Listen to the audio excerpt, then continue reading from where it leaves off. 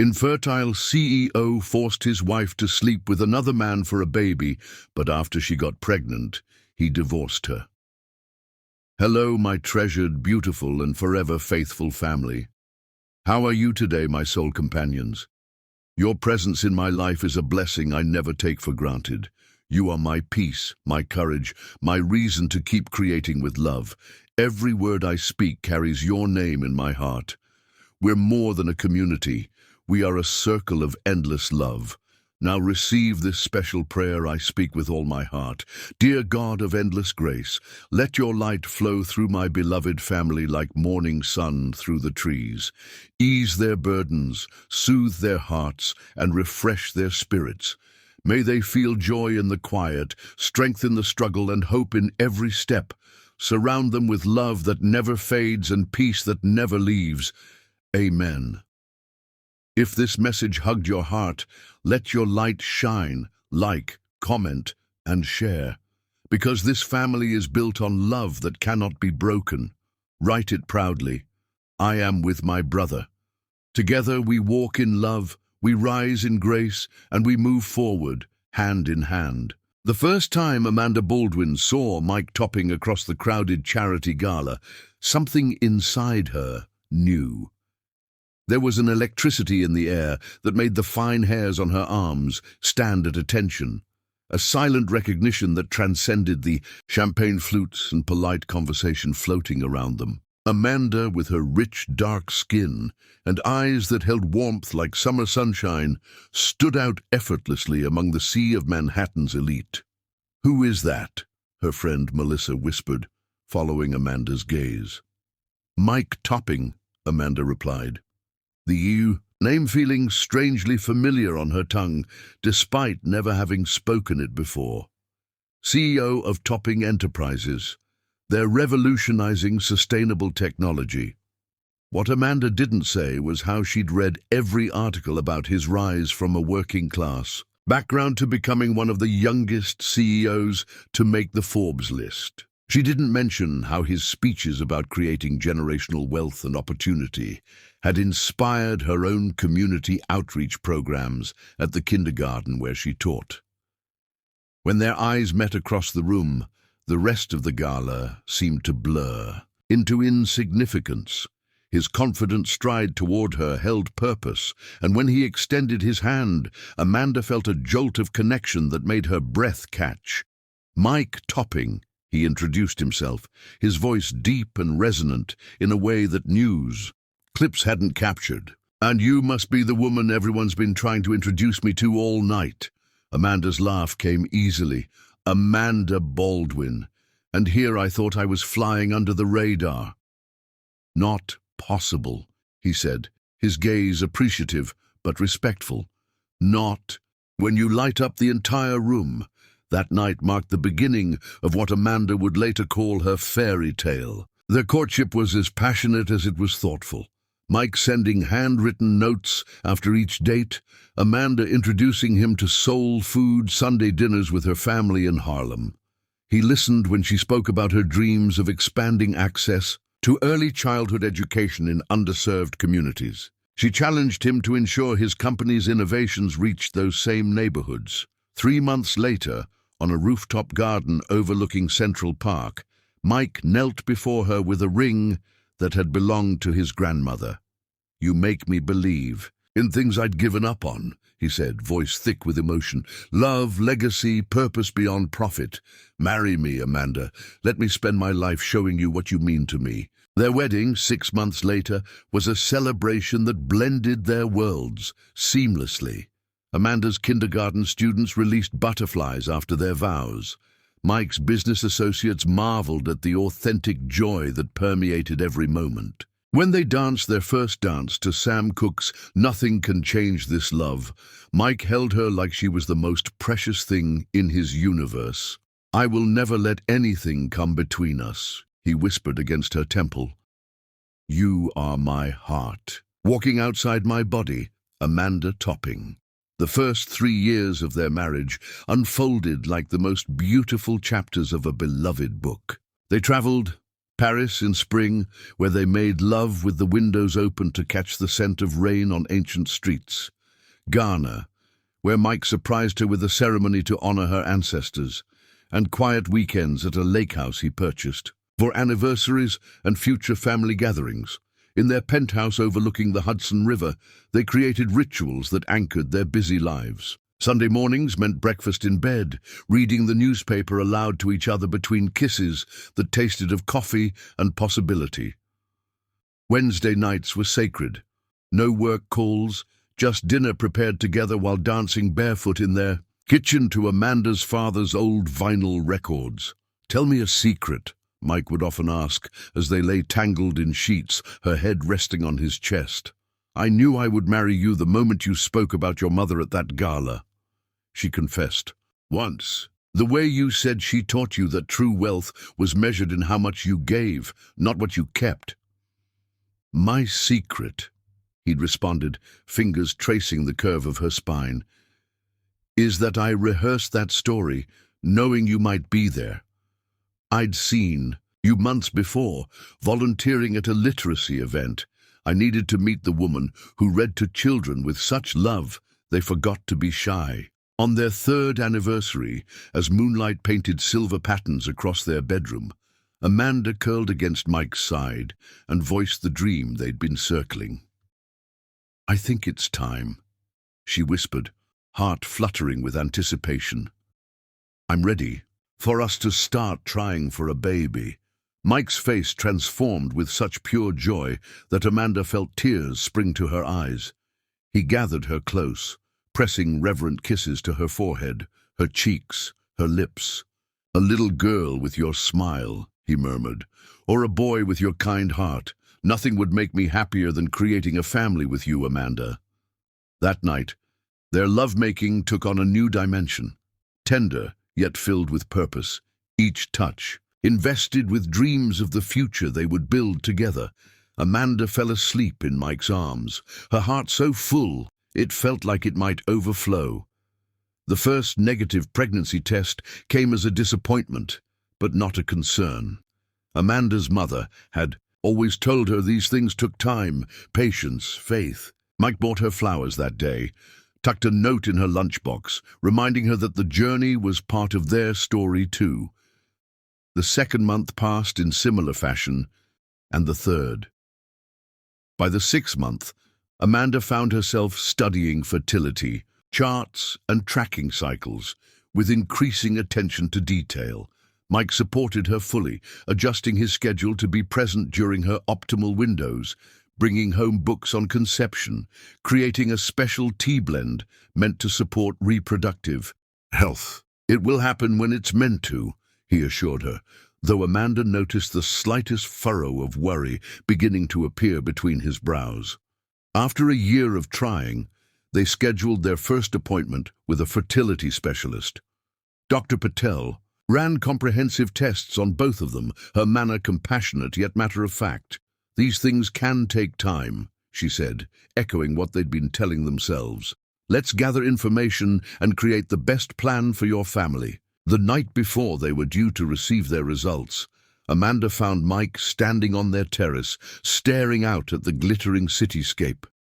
She wrapped her arms around him from behind, resting her cheek against his back. "Whatever we learn, tomorrow," she said softly, "we face it together." He turned in her embrace, and the vulnerability in his eyes made her heart ache. "What if I can't give you the family you deserve, Mike?" Amanda cupped his face in her hands. "You are my family. Whatever comes next, we'll navigate it together. There are many ways to become parents if that's what's meant for us." The next morning, sitting in Dr. Patel's office, hands clasped tightly together, they received the news that would begin to reshape their future. Mike's sperm count and motility were significantly below average, making natural conception highly unlikely. Amanda felt him stiffen beside her, felt the almost imperceptible withdrawal, even as he maintained his composed exterior. On the ride home, she reached for his hand across the console of their luxury SUV, but his fingers remained rigid beneath hers. That evening, Amanda found him in their home office, staring unseeing at his computer screen. When she knelt before him, she saw the tracks of tears he'd tried to hide. "I've failed you," he whispered, voice raw. Amanda shook her head fiercely, taking his hands. "No, Mike, this isn't failure. This is just information that helps us decide what path to take." "You could have married anyone," he said, the insecurity so foreign in his usually confident demeanor.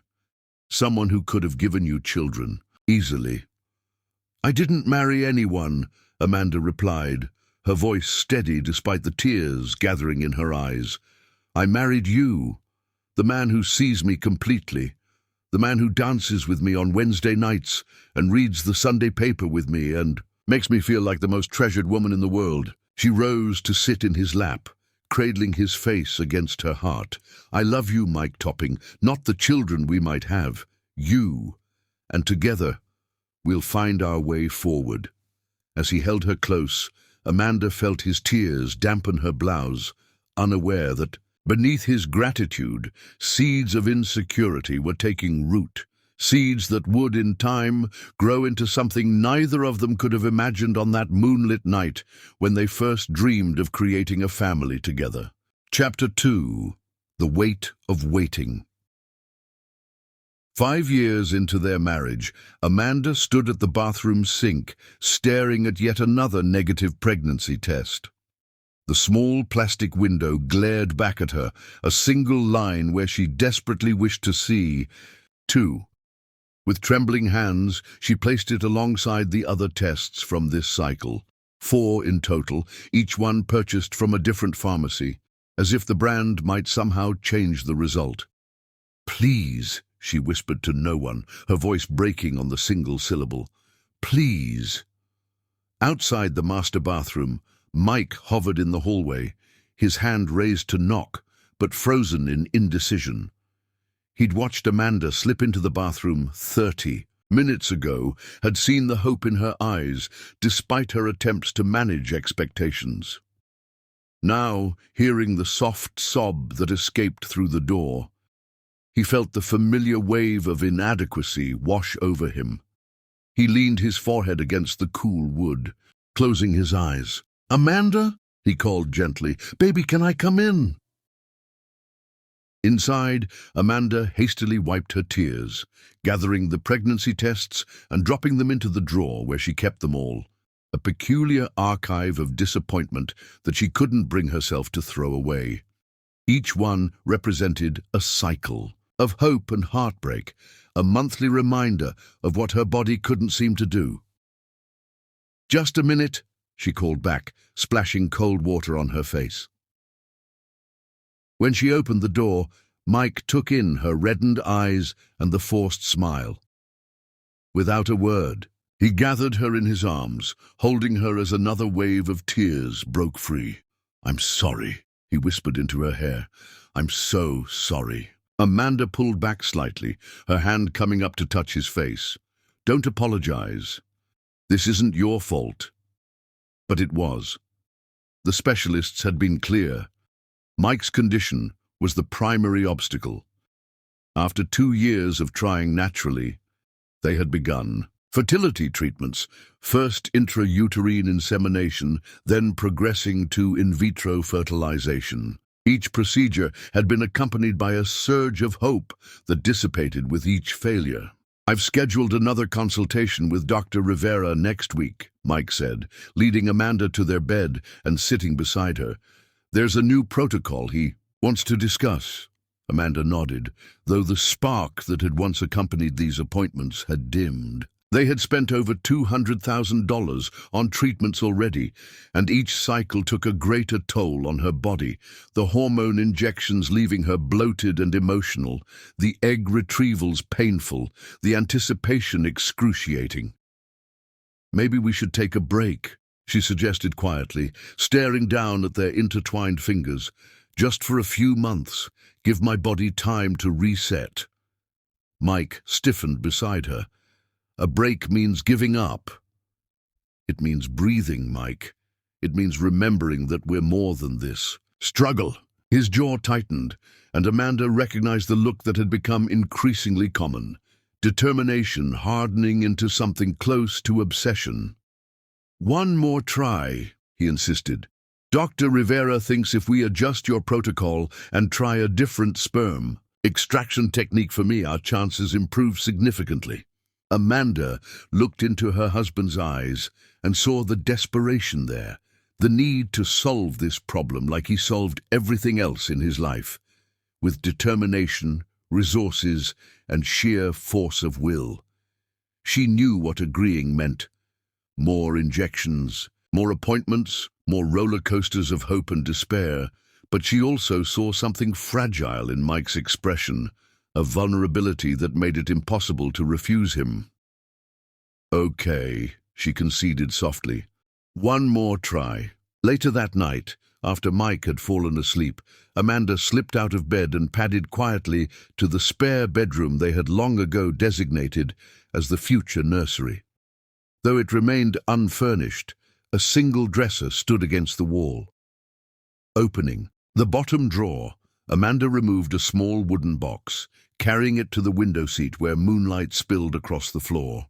Inside were the tiny treasures she had collected over the years, a pair of minuscule hand-knitted booties purchased during their trip to Scotland, a silver rattle that had belonged to Mike as a baby, a collection of children's books with inscriptions written in her neat handwriting, "For our future little one, with all our love." And nestled among these items, a growing collection of baby socks, some patterned with animals, others in soft pastel colors. Whenever the weight of waiting became too much, Amanda would buy a single pair, a tangible expression of the hope she refused to relinquish completely. She lifted a pair of yellow socks to her cheek, the cotton soft against her skin. "I'm still waiting for you," she whispered. "Wherever you are, however you come to us, I'm still waiting." The following month brought a new treatment cycle, and with it, the familiar routine of appointments and injections. Amanda stood before the bathroom mirror, syringe in hand, staring at the bruises that mottled her abdomen, purple and yellow constellations mapping her journey. "Let me," Mike said, appearing in the doorway. He took the syringe from her hand, the guilt evident in his face as he surveyed the bruises. With practiced precision, he administered the hormone injection, his free hand gently stroking her hip in silent apology. "Thank you," Amanda murmured, leaning into his touch. Mike pressed a kiss to her shoulder. "I have to fly to Chicago tonight for the merger meeting. I'll be back tomorrow evening, in time for your ultrasound." Amanda nodded, disappointment flickering across her features before she could mask it. These business trips had become more frequent. As Mike expanded topping enterprises, his absence a physical ache during the most difficult parts of their fertility journey. "It's just one night," he assured her, misreading her expression. "Reynolds needs me there to finalize the terms." "I know," Amanda said, forcing brightness into her voice. "The Henderson merger is important." Mike's phone buzzed, and he glanced at it with a frown. "That's the car. I need to grab my bag." As he hurried from the bathroom, Amanda caught her reflection in the mirror, the fatigue in her eyes, the slight pallor beneath her rich brown skin, the way her smile didn't quite reach her eyes anymore. She hardly recognized the vibrant woman who had once captivated a roomful of Manhattan's elite. Later that evening, alone in their penthouse, Amanda curled on the sofa with a stack of student artwork from her kindergarten class. Teaching had become her sanctuary, the one place where life proceeded with joyful normalcy, untouched by the shadow of infertility that had fallen over her marriage. The intercom buzzed, startling her from her thoughts. "Yes," she answered, pressing the button. "Mrs. Topping, there's a delivery for you," the doorman announced. Moments later, Amanda opened the door to find a stunning arrangement of white orchids, her favorite, accompanied by a small velvet box. The card read simply, "For my warrior, all my love, Mike." Inside the box nestled a delicate gold bracelet, a small charm in the shape of a star dangling from the chain. Amanda slipped it onto her wrist, tears welling in her eyes. These gestures reminded her of the Mike she had fallen in love with. Thoughtful, romantic, attuned to her, in ways that made her feel cherished beyond measure. She reached for her phone to thank him, but hesitated. Instead, she scrolled through her contacts and called Zora, her oldest friend. He sent flowers again, Amanda said when Zora answered. And jewelry. Guilt gifts? Zora asked, the concern evident in her voice. Don't call them that, Amanda protested weakly. He's trying. Amanda, Zora's voice softened. When was the last time you two talked about anything other than fertility treatments or his business? The question hung in the air, uncomfortably accurate. Their conversations had narrowed to clinical discussions of follicle counts and sperm motility, interspersed with Mike's updates on Topping Enterprises' latest acquisitions. The easy intimacy of their early marriage, the dreams shared in twilight, the laughter over inside jokes, the passionate nights that had nothing to do with conception, had faded like photographs left too long in sunlight. We're just focused right now, Amanda defended. Once we get through this phase. 5 years isn't a phase, honey, Zora interrupted gently. It's becoming your life. After hanging up, Amanda wandered to the floor-to-ceiling windows overlooking the city.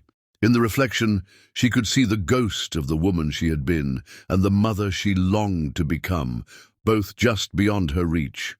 Her phone buzzed with a text from Mike.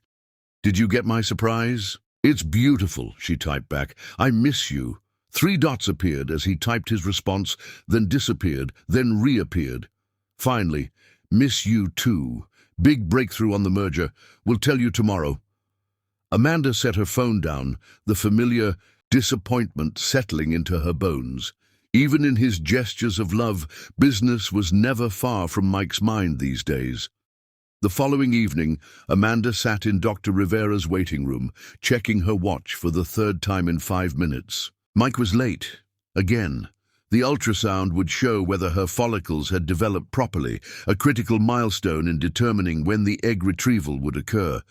When her name was called, she sent Mike a quick text, "Going in now," and followed the nurse to the examination room. As she changed into the paper gown, she tried to quell the resentment rising within her. It wasn't fair to blame Mike for traffic or delayed meetings, especially when he was working so hard to afford these expensive treatments. Dr. Rivera entered with a warm smile that did little to mask the clinical assessment in his eyes. After 5 years, Amanda recognized the subtle shifts in his expression that telegraphed good or bad news. "How are we feeling today, Amanda?" he asked, preparing the ultrasound machine. "Hopeful," she replied automatically, the word worn smooth from repetition, as the cold gel spread across her abdomen and the wand pressed against her skin. Amanda stared at the ceiling, counting the tiles as she had done dozens of times before. The door opened quietly, and Mike slipped in, still in his business suit, his expression apologetic as he took her hand. "Sorry," he mouthed, squeezing her fingers. Dr. Rivera studied the screen, the furrow between his brows deepening. "The response isn't what we hoped for," he said finally. "Only 2 follicles have developed adequately." Amanda closed her eyes, absorbing the blow. 2 follicles meant 2 potential eggs, and with Mike's condition the odds dwindled further. "But we can proceed?" Mike asked, his voice taking on the sharp edge it did in business negotiations. "We can," Dr. Rivera confirmed, "though I would normally recommend waiting for a better cycle." "No," Mike said firmly. "We proceed." Amanda opened her eyes, shooting Mike a look. "Shouldn't we discuss this?" "What's to discuss?" Mike countered. "We've come this far. We're not stopping now." Dr. Rivera glanced between them, sensing the tension. "I'll give you 2 a moment," he said tactfully, exiting the room. As soon as the door closed, Amanda sat up, pulling the paper gown tighter around herself. "You can't just make these decisions unilaterally, Mike. It's my body going through this. Mike ran a hand through his hair. Frustration evident. I'm trying to give you what you want, what we both want, a baby. At what cost? Amanda's voice cracked. Do you even see me anymore, or am I just a means to an end? A problem to be solved? Mike flinched as if she'd struck him. That's not fair. I'm doing everything I can. Everything except being present, Amanda interrupted. Do you know how many appointments I've attended alone this month? How many nights I've injected myself because you were working late? I'm working to pay for all this. Mike gestured around the upscale fertility clinic. Do you have any idea what these treatments cost? Of course I do, but I never asked for the most expensive clinic in Manhattan. I never needed the penthouse, or the designer clothes, or any of it. I just needed you, Mike, the man who used to hold me when I cried, who saw me as more than just a potential mother. The words hung between them, heavy with truth. Mike's shoulders slumped, the armor of corporate confidence falling away, to reveal the vulnerability beneath. I don't know how to fix this, he admitted quietly. The one thing you want most, I can't give you. Amanda's anger dissolved at the raw pain in his voice. She reached for him, drawing him close until his head rested against her chest. It's not about fixing, Mike. It's about remembering who we are beyond this struggle. She stroked his hair, feeling the tension in his body. Maybe Zora's right. Maybe we need to take a step back, rediscover each other. Mike pulled away, his expression hardening. Your follicles are ready now. We don't have the luxury of stepping back. Before Amanda could respond, a soft knock preceded Dr. Rivera's return. Mike straightened, his business mask slipping back into place. We'd like to proceed with the retrieval, he told the doctor, his tone brooking no argument. As Dr. Rivera outlined the next steps, Amanda watched her husband transform before her eyes, decisive, authoritative, completely in control. It was the same demeanor that had made him a formidable CEO, the same drive that had built topping enterprises into an empire. But as she lay back for the final ultrasound measurements, Amanda couldn't help wondering if that same determination was slowly eroding the foundation of their marriage, replacing love with an obsession that threatened to consume them both. That night, as Mike slept beside her, Amanda stared at the ceiling, one hand resting on her tender abdomen. The cycle would continue: egg retrieval, fertilization, anxious waiting, transfer, more waiting. And if it failed again, what then? How many more bruises? How many more disappointments? How much more distance could their marriage sustain? She turned to study her husband's profile in the moonlight. The strong jaw, now tight even in sleep, the furrow between his brows that never fully relaxed anymore. Beneath the ambition and the drive, Amanda glimpsed the shadow of inadequacy that had taken root since that fateful doctor's appointment 5 years ago. I still choose you, she whispered, too softly to wake him. Every day, I still choose you. I just wish you could believe that. But as dawn approached and sleep continued to elude her, Amanda wondered how long they could continue on this path before one of them broke under the weight of waiting. Chapter 3. A Poisonous Proposal. Pack. Is something nice for dinner, Mike had said, his voice lighter than Amanda had heard in months. I'm taking you to the lake house for the weekend. Now, as Amanda stood on the deck overlooking the still waters, she felt a cautious hope unfurling within her chest. The lake house had always been their sanctuary, a place where cell phones were silenced and the pressures of fertility treatments and corporate takeovers seemed to recede with the tide. This was where they had spent their first anniversary, where they had sketched dreams of family gatherings and children playing on the private beach below. The last failed IVF cycle had devastated them both. 2 weeks ago, Amanda had curled into herself on their bathroom floor after seeing the familiar single line on the pregnancy test, sobbing until her throat was raw. Mike had found her there, had wordlessly sat beside her, his own tears falling silently as he stroked her back. That night they had lain in bed without speaking, the chasm between them wider than ever before, but something had changed in Mike after that. He had become uncharacteristically quiet, disappearing into his home office for hours, emerging with a determined set to his jaw that Amanda couldn't quite interpret. And then, this surprise trip.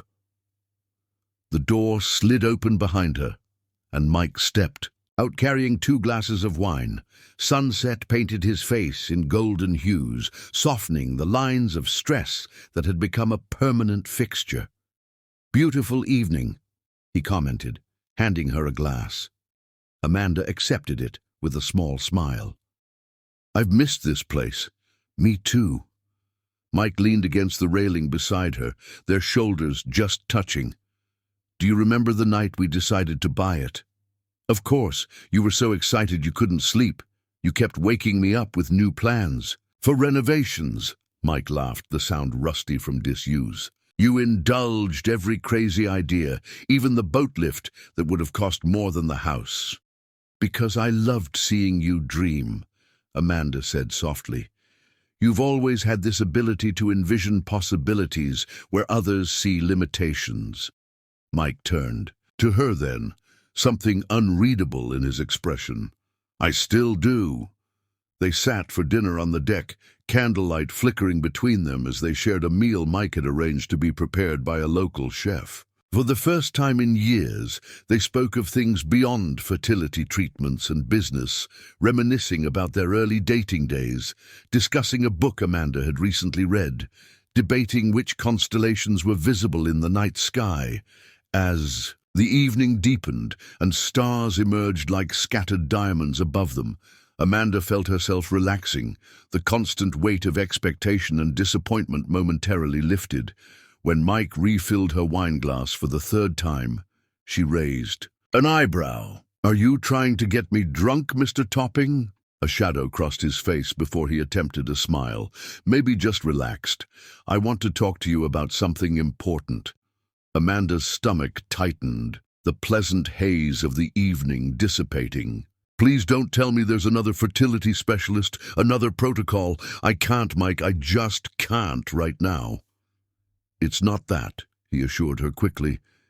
"It's an alternative I've been researching." He reached for her hand across the table, his fingers enclosing hers with unexpected intensity.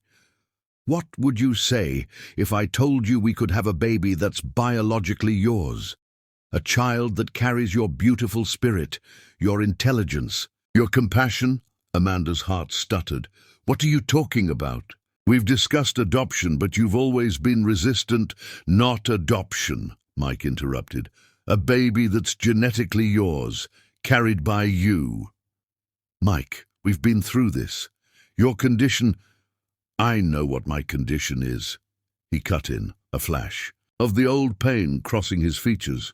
"I'm talking about using a donor, someone carefully selected with the right genetics, the right background." Amanda pulled her hand away, confusion clouding her features. "A sperm donor? You've been dead set against that for years. You said you couldn't bear the thought of another man's child." "Not an anonymous donor," Mike said, his voice dropping lower. "Someone we know, someone we trust." The implication hung in the air between them, heavy as the humidity that clung to the summer night. Amanda stared at her husband, disbelief washing over her in cold waves. "You want me to sleep with another man?" The words emerged barely above a whisper, as if speaking them louder might make this surreal conversation more real. Mike's expression tightened. "I want us to have a child. By having me, what? Have an affair?" Amanda stood abruptly, her chair scraping against the deck. "Who are you, and what have you done with my husband?" Mike rose too, reaching for her. "Amanda, please. I've thought this through." "Have you?" she challenged, stepping away from his touch. Have you really thought about what you're asking me to do? I'm asking you to help us create a family." His voice rose with frustration.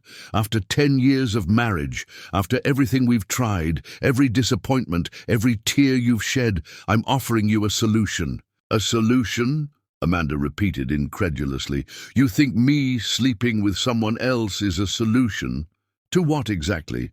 Your wounded pride because your body can't do what you want it to." The moment the words left her mouth, Amanda regretted them. Mike's face crumpled, the careful composure he'd maintained all evening shattering. "Yes," he admitted quietly, "my pride, my failure. Is that what you want to hear? That I can't bear another year of watching you suffer through treatments that don't work because of me? That I lie awake at night, terrified you'll wake up one day and realize you married the wrong man?" Tears filled Amanda's eyes. "Mike, I have never, not once thought that. But you've thought about having a baby. You've dreamed about it, collected tiny socks for it, read parenting books in secret when you think I'm asleep." Mike's voice broke. "I've watched you shrink a little more with each negative test, and I can't stand it anymore." He sank back into his chair, head in his hands. "This is the only way I can give you what you want, what we both want." Amanda stood frozen, emotion warring within her, disbelief at what Mike was suggesting, anger that he would think this was something she could ever want. And beneath it all, a terrible, confused ache, because part of her recognized the twisted sacrifice he was offering. A man driven to such desperate measures by his love for her and his own sense of inadequacy. "Who?" she finally asked, the question emerging strangled. Mike looked up, hope flickering across his features that she was at least willing to discuss it. "I've been thinking about Rich Hampton." "The architect?" Amanda's brow furrowed. "The one who designed this house," Mike nodded. "He's intelligent, attractive, successful. He has an impeccable background, no hereditary health issues, and he's discreet, trustworthy." "You've researched him like he's a thoroughbred," Amanda said, revulsion rising in her throat. "Have you approached him about this? Does he know you're offering your wife to him like some kind of—" "No!" Mike interrupted fiercely. "It's not like that. I would never discuss this with anyone before talking to you, and it would be clinical, professional." Amanda laughed bitterly. "Professional? There's nothing professional about what you're suggesting, Mike. This isn't a business transaction." "Of course it isn't," Mike stood again, moving toward her with pleading eyes. "Amanda, please try to understand. I'm trying to find a way forward. For us, a compromise." "A compromise," she repeated dully. "Most couples compromise on vacation destinations or what color to paint the living room, not on who the wife sleeps with." Mike flinched. "When you put it that way, there's no other way to put it," Amanda interrupted. "That's exactly what you're asking." A heavy silence fell between them, broken only by the gentle lapping of water against the shore below and the distant call of a night bird. Amanda's mind raced, trying to make sense of the unthinkable proposal Mike had laid before her. How had they arrived here, at this moment, where the man who had once promised to cherish her above all others was now suggesting she give herself to someone else? Yet even through her shock and hurt, a treacherous thought whispered through her consciousness. After 10 years of trying, of watching Mike withdraw further into himself with each failure, what other options remained? The specialists had been clear. Mike's condition was unlikely to improve. Adoption agencies had waiting lists years long, and their scrutiny of high-profile couples like themselves often resulted in rejections. "It would remain our secret," Mike said softly, breaking into her thoughts. "No one would ever know." Amanda wrapped her arms around herself, suddenly cold despite the warm evening. "How could we keep something like this secret? A child would be involved, Mike, a real human being, not some product of your bizarre plan. Rich would sign a non-disclosure agreement. He would have no rights to the child. As far as everyone would know, it would be a miracle, our miracle. The calculated nature of his planning sent a chill through Amanda. How long had he been considering this? How many sleepless nights had he spent crafting this scheme while she lay beside him unaware? "And what about Rich in all this?" she asked. "You think he'll just agree to father a child and walk away? What kind of man would do that?" "The kind who understands what's at stake," Mike replied. "The kind who respects the sanctity of our marriage enough to help us, not threaten it." Amanda stared at him, truly seeing the depths of his desperation for the first time. This wasn't just about giving her a child, it was about control, about maintaining the appearance of being the man who could provide everything his wife desired, even if the reality was something far messier. "I need time," she said finally. I can't even process what you're asking right now." Mike nodded, relief visible in the slackening of his shoulders. It wasn't a rejection, at least. "Take all the time you need." "But Amanda," he reached for her hand again, his eyes intense. "Think about what this could mean for us. A baby with your smile, your eyes, an end to the treatments, the disappointments, a new beginning."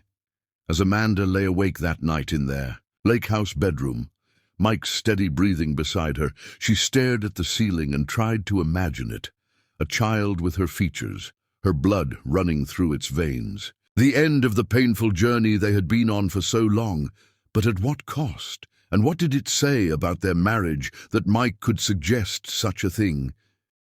Yet as dawn broke over the lake, casting long shadows across their bed, Amanda found herself considering it, not with acceptance, but with a terrible understanding of the desperate place they had reached. If this was what it took to heal the wound that infertility had carved between them, if this was the sacrifice needed to rebuild what they had lost.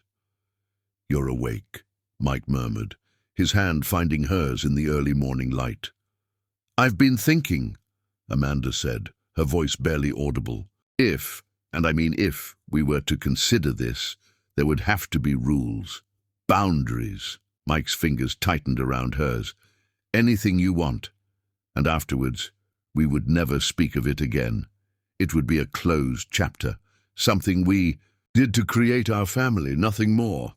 "Of course," he agreed quickly. "Once you're pregnant, everything goes back to normal, better than normal." Amanda turned to look at him, searching his face for any hint of doubt or resentment that might fester in the years to come.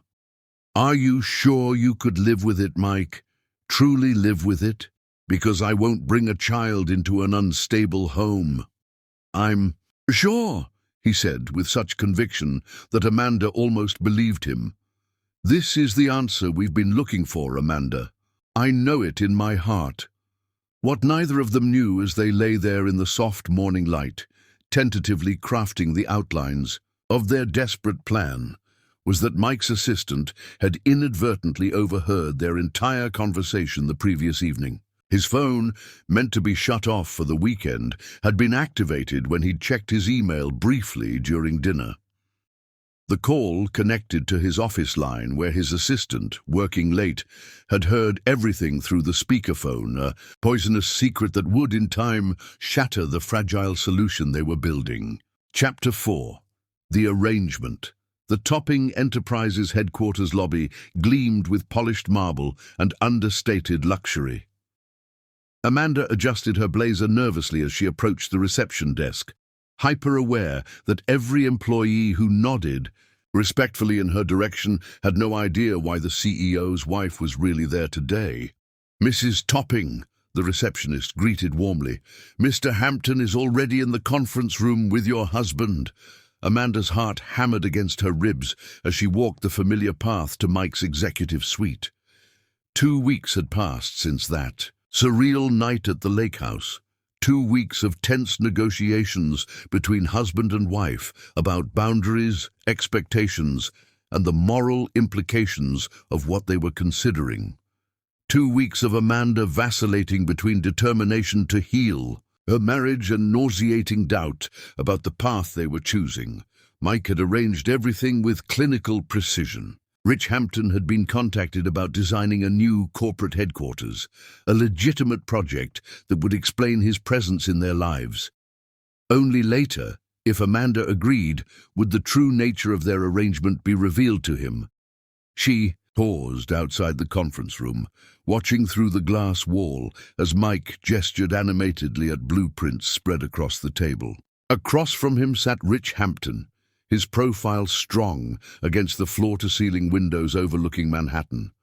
The sleeves of his crisp white shirt were rolled up to reveal muscular forearms as he sketched something on the plans before him, his confident movements reflecting years of architectural expertise. Amanda had met Rich briefly years ago when he designed their lake house, but seeing him now, knowing why Mike had really summoned him, sent a flush of embarrassment across her cheeks. Taking a deep breath, she pushed open the door. Both men looked up, and Rich immediately stood, a genuine smile warming his face. "Mrs. Topping," he said, extending his hand. "It's been too long." His palm was warm against hers, his grip firm but gentle.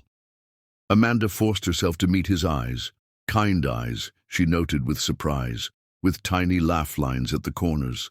"Please call me Amanda," she managed. "And yes, it has been a while. The lake house still stands as a testament to your talent." "One of my favorite projects," Rich admitted. "I drove by it last summer while working on a property nearby. The gardens. You've added a spectacular." Mike cleared his throat.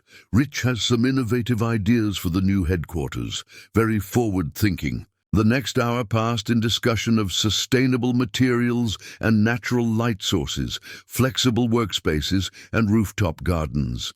Despite her initial discomfort, Amanda found herself genuinely engaged. Rich spoke about architecture with a passion that transformed the technical into the poetic, buildings as living entities that breathed and grew with their occupants. "I believe spaces shape how we feel, how we think, how we connect," Rich explained, sketching a curved wall that seemed to embrace rather than divide. "Your husband wants a monument to corporate achievement. I want to give him that, but also a place that nurtures the humans within it, a building with both presence and heart." Amanda glanced at Mike, who was studying Rich with calculated assessment. She recognized that look, Mike evaluating an acquisition, determining its worth and potential risks. "Amanda has an excellent eye," Mike said suddenly. "Perhaps you could consult with her on the interior concepts? She transformed our penthouse from a sterile showplace to an actual home." Rich turned to her with interest. "Would you be willing? I find the partnership between architectural structure and interior design fascinating." "Trapped," Amanda nodded. "I'd be happy to contribute." "Excellent," Mike smiled, though it didn't reach his eyes.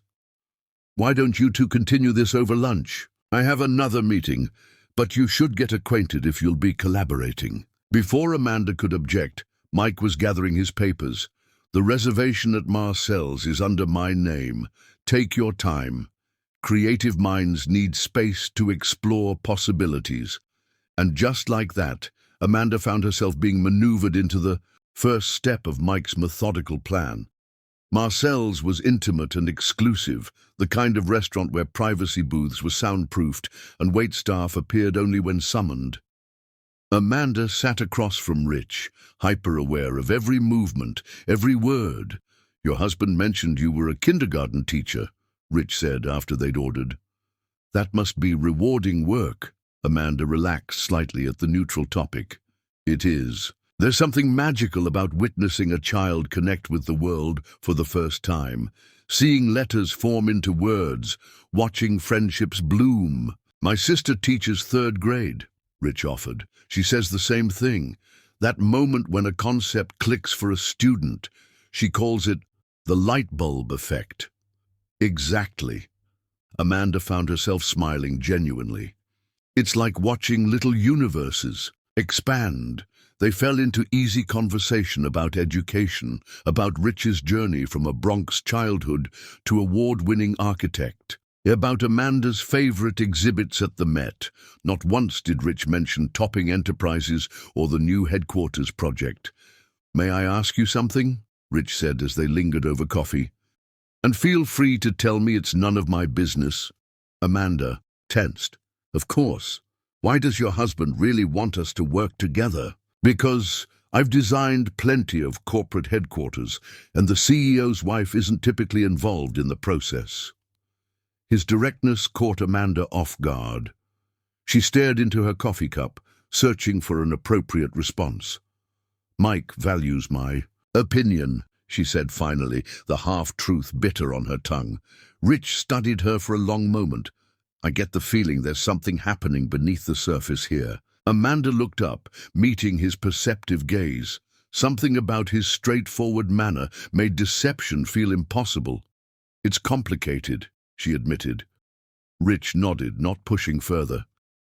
"Life usually is. Just know that I don't play games, Amanda. Whatever's going on, I prefer honesty. Even when the truth is uncomfortable," she challenged quietly. "Especially then." His smile was gentle. Uncomfortable truths are usually the ones most worth facing. Over the next 3 weeks, Amanda met with Rich regularly under the pretext of the headquarters project. They toured buildings he'd designed, visited material showrooms, and spent hours in his studio examining models. With each meeting, her anxiety gradually transformed into genuine interest, not just in architecture, but in Rich himself. Unlike Mike, whose conversations increasingly revolved around business victories or fertility failures, Rich talked about everything. Books that had changed his perspective, his grandmother's secret recipe for buttermilk biscuits, the community center he was designing pro bono in Harlem. "Why architecture?" Amanda asked him one afternoon as they walked through an exhibit of Japanese minimalism at the Design Museum.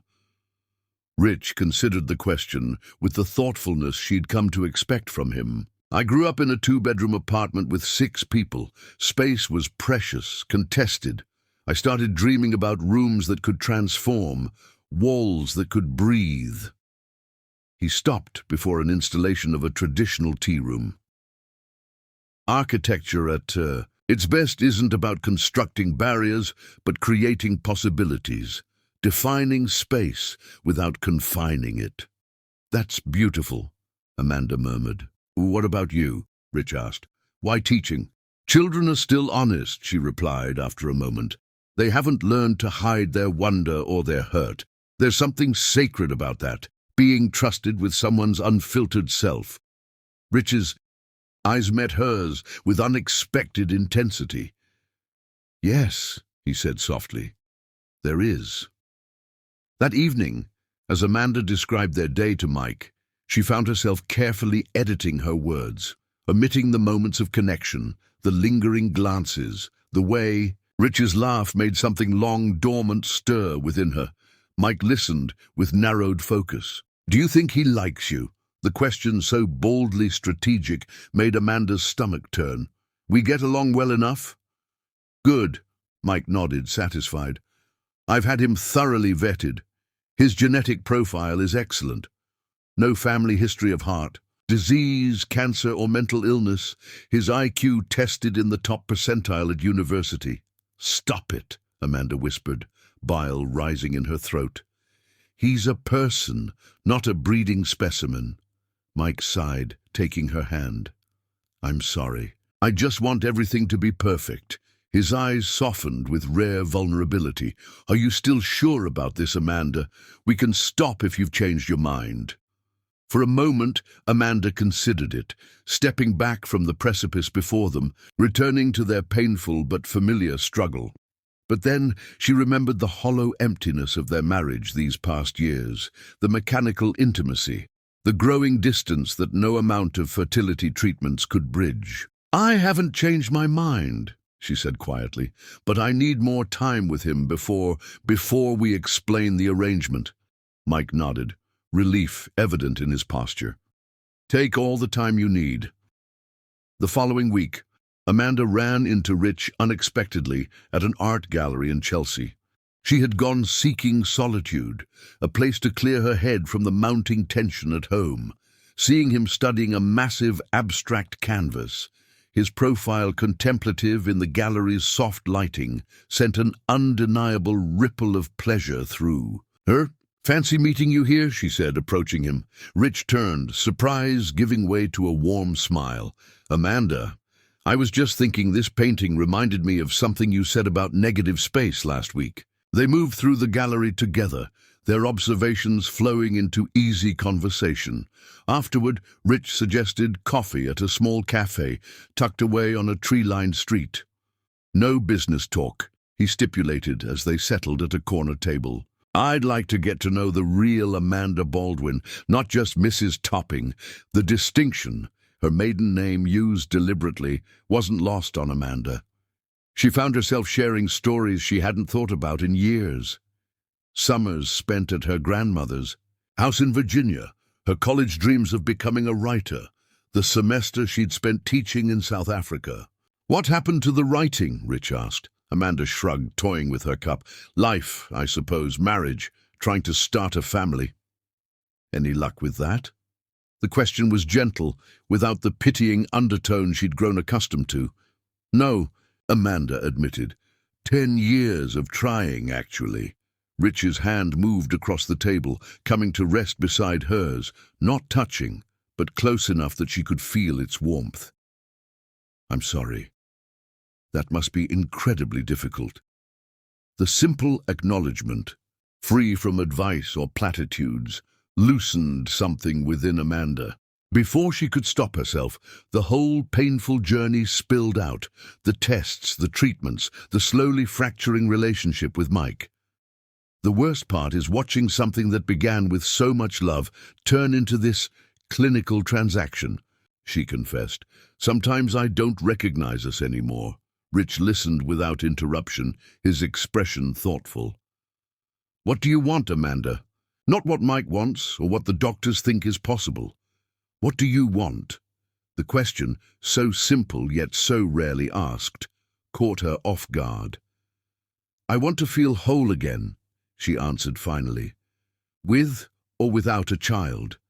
I want to remember who I am beyond this struggle." Their eyes met across the table, and in that moment Amanda felt truly seen for the first time in years. "Thank you," Rich said softly. "For what?" "For trusting me with your truth." As they left the cafe, stepping into the golden light of late afternoon, Rich's hand brushed against hers, a fleeting touch that sent electricity racing up her arm. Amanda found herself wondering what it would be like to be held by those hands, to be wanted for herself rather than for the child she might bear. The thought should have filled her with guilt. Instead, it kindled something that felt dangerously like hope.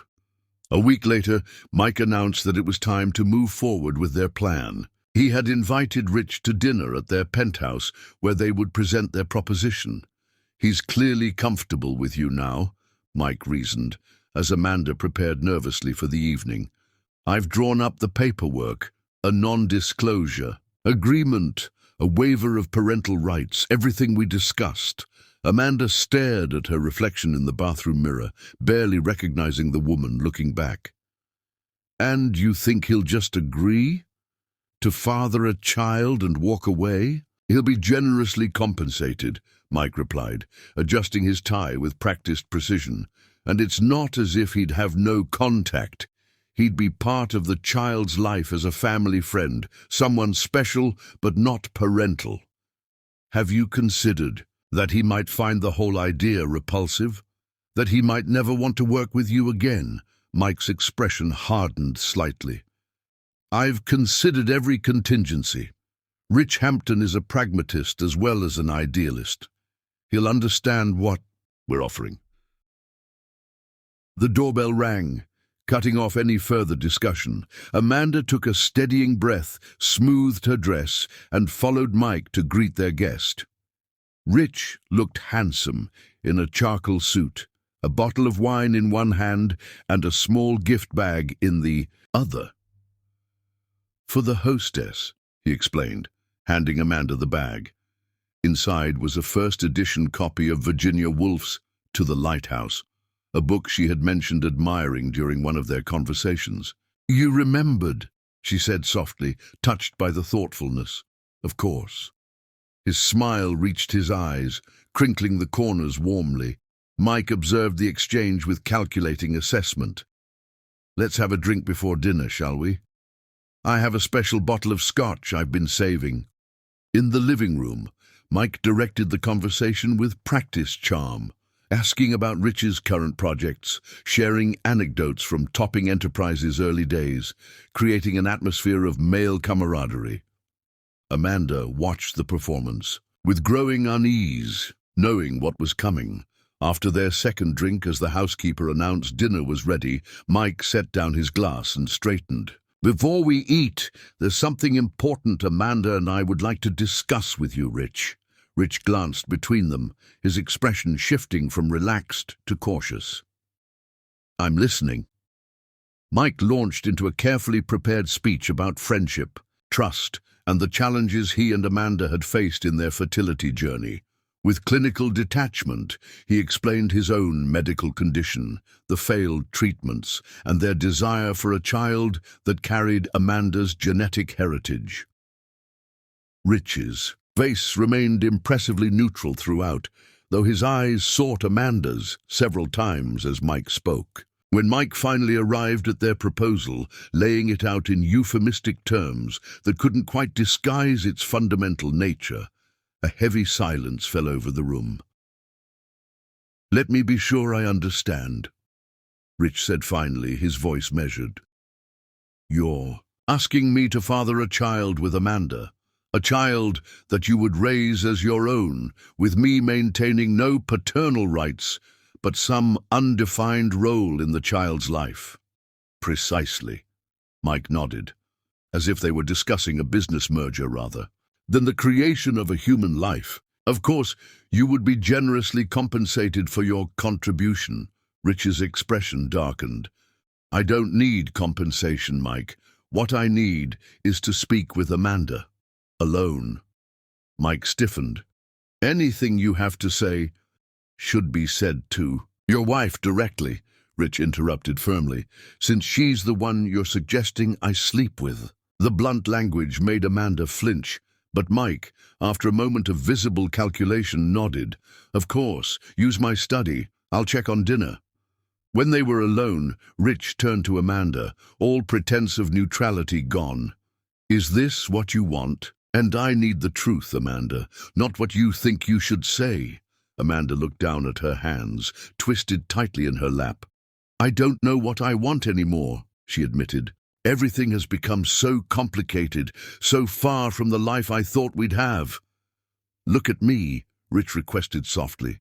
When she raised her eyes to his, he continued, This isn't just about a baby, is it? This is about saving your marriage, Faye. Insight, so accurately pinpointing what she hadn't fully acknowledged even to herself, broke something open inside Amanda. Tears welled in her eyes. We've lost our way, she whispered. 10 years of disappointment has hollowed us out. Sometimes I look at Mike and wonder if there's anything left between us except this desperate chase for what we can't have. Rich moved to sit beside her, taking her hands in his. And you think having a child, my child, will fix that? I don't know, Amanda admitted, but it's the only solution Mike can accept. He can't bear the thought of failing me. And what? About what you can bear? Rich asked, his thumb gently stroking the back of her hand. Can you bear creating a child in such calculated circumstances? Can you bear the deception that would follow? Can you bear sharing something so intimate with someone, only to pretend it never happened? The questions laid bare the moral compromises inherent in Mike's plan. Amanda shook her head slightly, tears spilling down her cheeks. I don't think I can, she whispered, but I don't see another way forward. Rich reached up, gently brushing a tear from her face. There's always another way, Amanda. Sometimes it just requires more courage to find it. In that moment, with his gentle touch and understanding eyes, Amanda felt something shift irrevocably within her heart.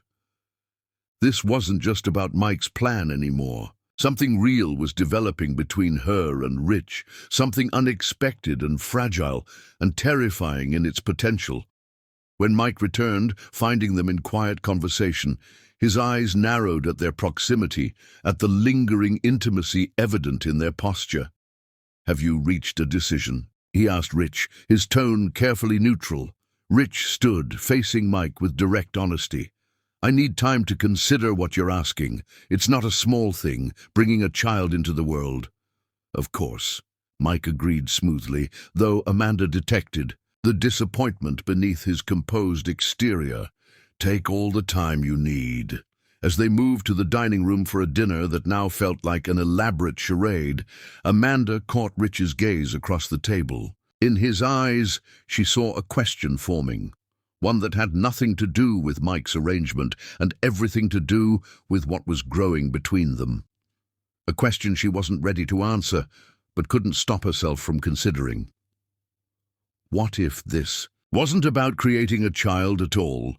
What if it was about creating a new beginning, one neither of them had anticipated, but which now seemed as inevitable as the tide pulling towards shore? Chapter 5. Crossing Lines.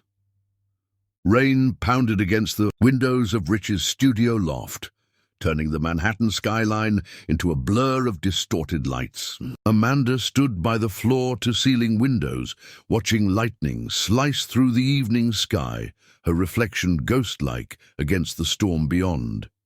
"Tea?" Rich appeared beside her, offering a steaming mug. "Thank you." Their fingers brushed during the exchange, a momentary touch that sent warmth cascading through her. 2 weeks had passed since that uncomfortable dinner at the penthouse. 2 weeks of Amanda avoiding Mike's questioning looks, deflecting his increasingly impatient inquiries about whether she'd spoken to Rich. 2 weeks of her making excuses to see Rich, ostensibly about the headquarters project, but increasingly about everything else. "Penny for your thoughts?" Rich leaned against the window frame, his voice gentle. Amanda sighed, cradling the mug between her palms. "I was supposed to be at a charity gala with Mike tonight. Yet here you are."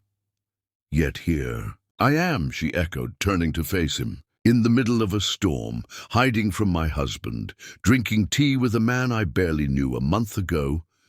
Rich studied her thoughtfully. "Are you hiding from Mike, or from a decision you don't want to make?"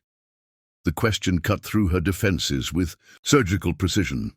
Amanda moved away from the window, wandering through Rich's open-concept living space. Unlike the sterile perfection of her penthouse, his home felt authentically lived in. Architectural books stacked on coffee tables, jazz records beside a vintage player, half-finished sketches pinned to corkboards. "He calls me every day asking if I've discussed his proposition with you," Amanda admitted, stopping before a wall of black and white photographs. "He's becoming obsessed with the idea that this is our last chance." Rich set his mug down and moved to stand behind her, close, enough that she could feel his warmth without quite touching. "And what do you tell him?" "That you're still considering it, that these things take time." She turned to face him, suddenly needing to see his eyes. "But the truth is, I haven't asked you again because I'm afraid of your answer, either way. Afraid I'll say yes or afraid I'll say no." Rich's voice was soft, his gaze steady. "Both," Amanda whispered. "If you say yes, we cross a line that can't be uncrossed. If you say no—" She trailed off, unable to articulate the complicated grief that possibility evoked.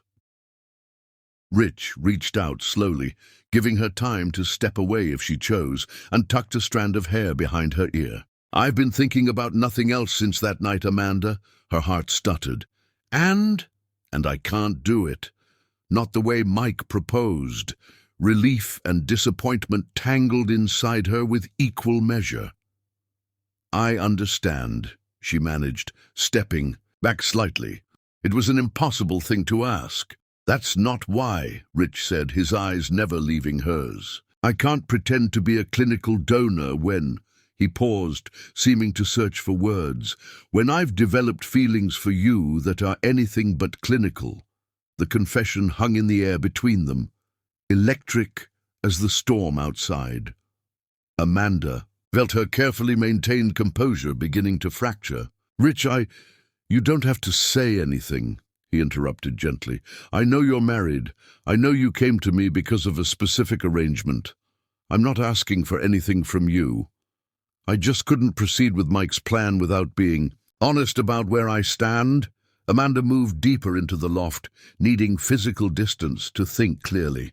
The truth was, she'd been fighting her own growing feelings for weeks. The quickening of her pulse when Rich entered a room, the way conversation flowed between them without effort, the sense of being truly seen when he looked at her. "This wasn't supposed to happen," she said finally, facing him across the room. "You were supposed to be a solution, not a complication," Rich supplied with a sad smile. "Not someone I couldn't stop thinking about," Amanda corrected quietly. The admission changed something in the air between them. Rich crossed the room slowly, deliberately, giving her every opportunity to retreat. When he reached her, he took her hands in his, thumbs tracing gentle circles against her skin. "I need to tell you something, Amanda, something that might change how you see all of this." She looked up at him, pulse quickening. "What is it?" "I knew who you were long before Mike contacted me about the headquarters project." His voice was steady, but Amanda sensed the tension beneath it. 5 years ago, I was at a fundraiser for early childhood education. You were the keynote speaker." Recognition dawned slowly. "The literacy initiative. You were there?" Rich nodded. "You spoke about how stories build bridges between worlds, how they help children imagine possibilities beyond their circumstances. I've never forgotten it." He paused, his expression vulnerable. "Or you." "You never mentioned this," Amanda said, trying to process the implications. "How could I? When Mike reached out about the project, I thought it was coincidence. Then, when I met with you both, I realized it wasn't the headquarters he was interested in at all." Rich's grip on her hands tightened slightly. "I should have walked away the moment I understood what he was planning, but I couldn't, not without seeing you again." The revelation should have alarmed her, but instead, Amanda felt a curious sense of fate unfolding. "So you agreed to the project knowing it was ethically complicated?" "Yes." Rich's honesty was unflinching. "I told myself I was just curious to see if the woman I remembered was as remarkable in person. Then I met with you, talked with you, and Amanda prompted, heart thundering in her chest. "And she was even more extraordinary than I remembered." The raw emotion in his voice made Amanda's breath catch. "The way you talk about your students, your passion for education, how you see beauty in things most people overlook. I found myself looking forward to our meetings like nothing else." "Rich," Amanda whispered, overwhelmed by his confession. "I know this isn't what you came here for tonight," he continued. "You came to discuss Mike's arrangement, to find clarity. Instead, I'm making everything more complicated." He released her hands and stepped back slightly. "I'm sorry for that." The absence of his touch left Amanda feeling strangely bereft. The ethical boundaries of the situation were hopelessly blurred now. Her marriage to Mike, with its increasing emotional distance, the arrangement he had proposed, and these new, undeniable feelings for Rich. "I should go," she said, though every part of her resisted the idea. "Is that what you want?" Rich asked, his voice low. Amanda closed her eyes, the question penetrating to her core. What did she want? For so long her desires had been subsumed by the desperate quest for a baby, by Mike's needs and insecurities, by the carefully constructed image they presented to the world. "No," she admitted finally, opening her eyes to meet his gaze. "That's not what I want." Rich moved toward her, again slowly and deliberately. When he stood before her, he raised his hand to gently cup her face. "Tell me what you want, Amanda. No arrangements, no expectations, just the truth." The storm outside had intensified, rain lashing against the windows in rhythmic waves that matched the pounding of her heart. In that moment, with lightning briefly illuminating Rich's face, his eyes filled with a tenderness Mike hadn't shown her in years, Amanda made her choice. "You," she whispered. "I want you." The confession broke something open inside her, fear and desire and guilt all rushing forth at once. Rich must have seen it in her eyes, because he drew her close, one arm wrapping around her waist while his other hand still cradled her face. "We don't have to do anything," he assured her. "We can just talk, just be together without—" Amanda silenced him by pressing her lips to his. The kiss began tentatively, a question asked and answered in the gentle pressure of mouths meeting. Then Rich's arms tightened around her, and the kiss deepened into something urgent and consuming. Years of emotional drought made Amanda desperate for this connection, this moment of being wanted simply for herself rather than for what her body might produce. Rich's hands moved reverently over her, as if memorizing her. The curve of her waist, the arch of her spine, the texture of her hair between his fingers. "Amanda," he breathed against her neck. "Are you sure?" In answer, she took his hand and led him toward his bedroom. Outside, thunder rumbled as if in warning, but Amanda no longer cared about consequences or complications. For this one night, she would reclaim herself from the clinical machinery of fertility treatments and Mike's increasingly transactional view of their marriage. Rich's bedroom was simply furnished. A platform bed with crisp white sheets, a wall of bookshelves, a single abstract painting in blues and golds above the headboard. As they crossed the threshold, he turned her to face him, his expression serious. "Before this goes any further, I need you to understand something," he said, framing her face with his hands. "This isn't about Mike's arrangement. This isn't me agreeing to be a donor. This is just us, you and me, choosing each other." Tears welled in Amanda's eyes at the distinction, so crucially important, so dramatically different from the clinical transaction Mike had proposed. "I know," she whispered. "That's why I'm here." Their coming together was nothing like the mechanical intimacy Amanda had grown accustomed to with Mike in recent years. Rich undressed her slowly, with reverence, his touch igniting sensations she had forgotten her body could feel. Each kiss, each caress was an affirmation rather than a means to an end. When they finally joined, Amanda felt tears slip from beneath her closed eyelids, not from guilt or regret, but from the overwhelming relief of connection. Rich kissed them away, whispering her name like a prayer against her skin. Afterward, lying in his arms with rain still drumming against the windows, Amanda experienced a peace she hadn't known in years. Rich's fingers traced lazy patterns along her spine, his heartbeat steady beneath her cheek. "I should feel guilty," she murmured into the quiet darkness. Rich's hand stilled on her back. "Do you?" Amanda considered the question honestly. "No," she admitted finally, "and that probably makes me a terrible person." "Or maybe it just makes you human," Rich suggested, tilting her chin up to meet his gaze. "Someone who needed to remember. She's more than a potential mother, more than a wife, more than a vessel for someone else's dreams." The insight struck Amanda with such clarity that fresh tears threatened. How long had it been since anyone had seen her so completely? "What happens now?" she asked, suddenly afraid of the morning and all it would bring. The return to her life with Mike, the pretense, the impossible situation they had created.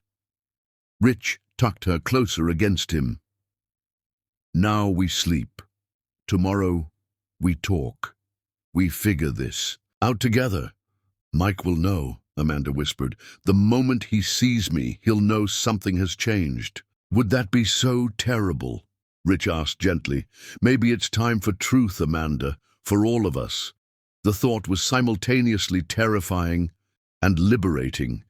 Amanda had spent so long maintaining appearances, suppressing her own needs for the sake of Mike's fragile ego and their shared desperation for a child. The prospect of honesty, messy, complicated, necessary honesty, loomed both as threat and promise. "I never meant for this to happen," she said softly. "Neither did I," Rich admitted.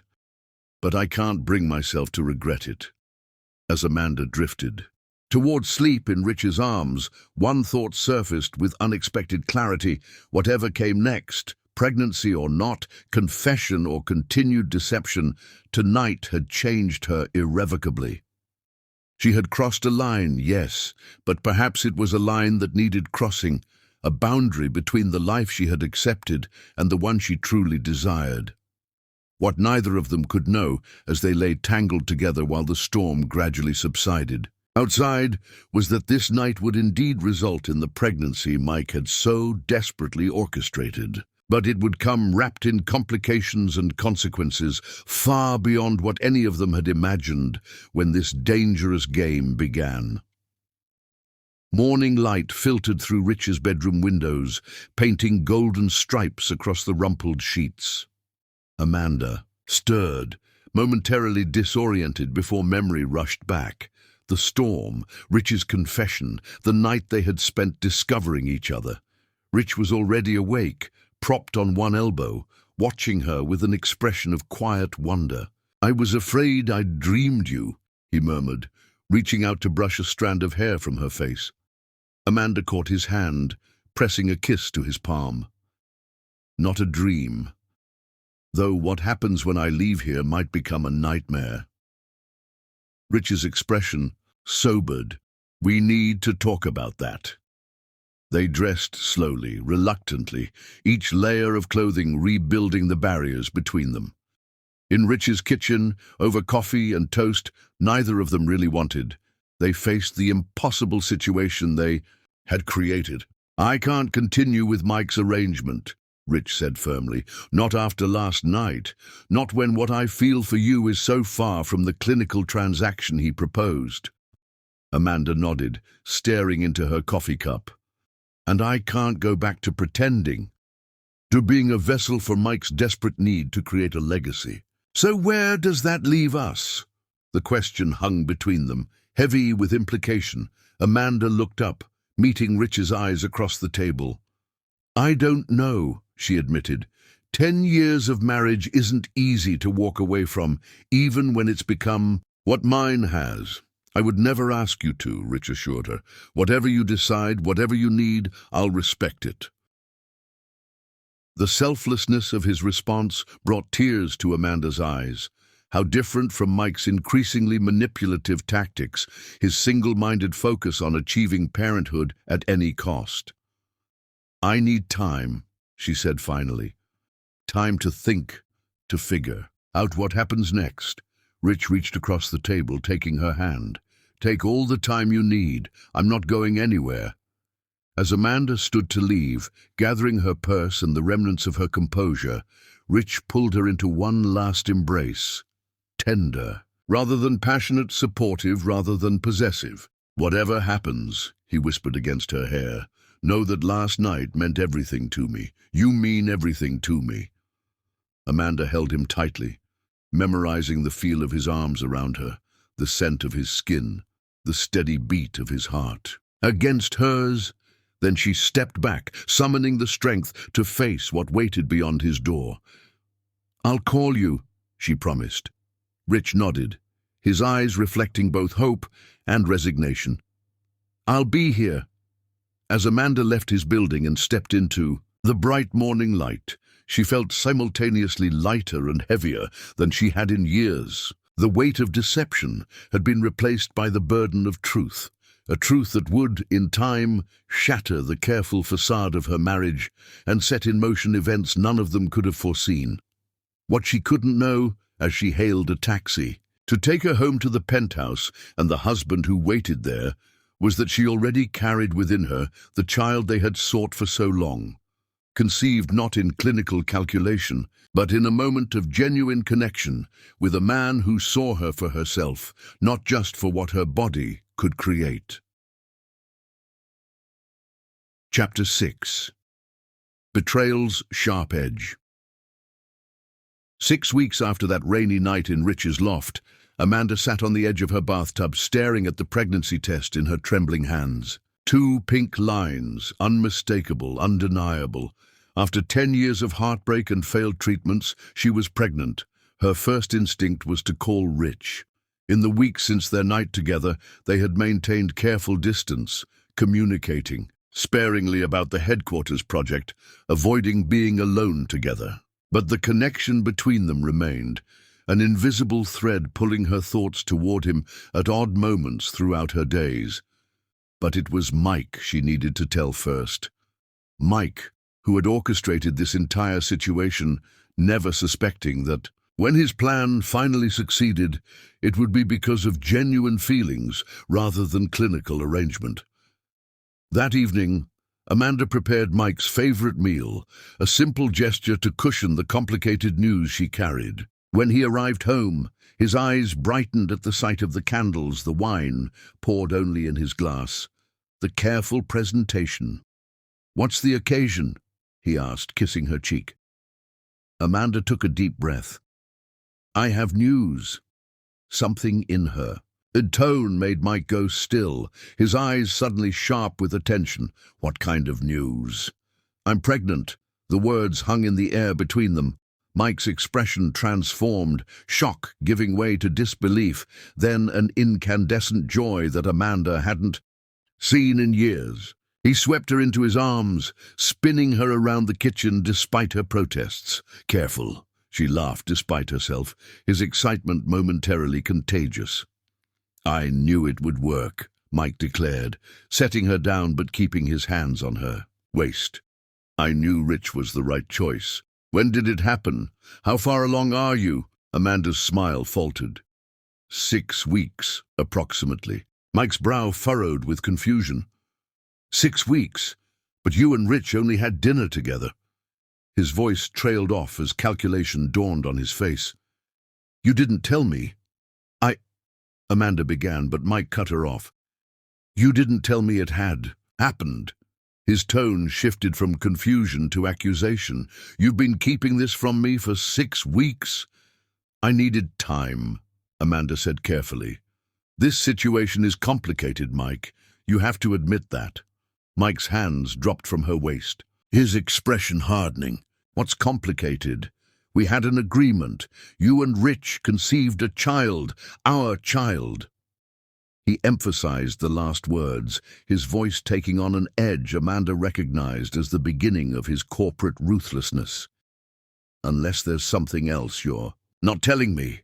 The moment stretched between them, a precipice Amanda knew would change everything. Before she could respond, Mike's phone buzzed. He glanced at it, frowning. "Reynolds," he muttered. "I have to take this." Amanda watched him retreat. To his office, relief and dread warring within her. The momentary reprieve wouldn't last. Eventually, she would need to tell Mike the full truth, that what had happened with Rich wasn't the clinical arrangement he had proposed, but something far more threatening to their marriage.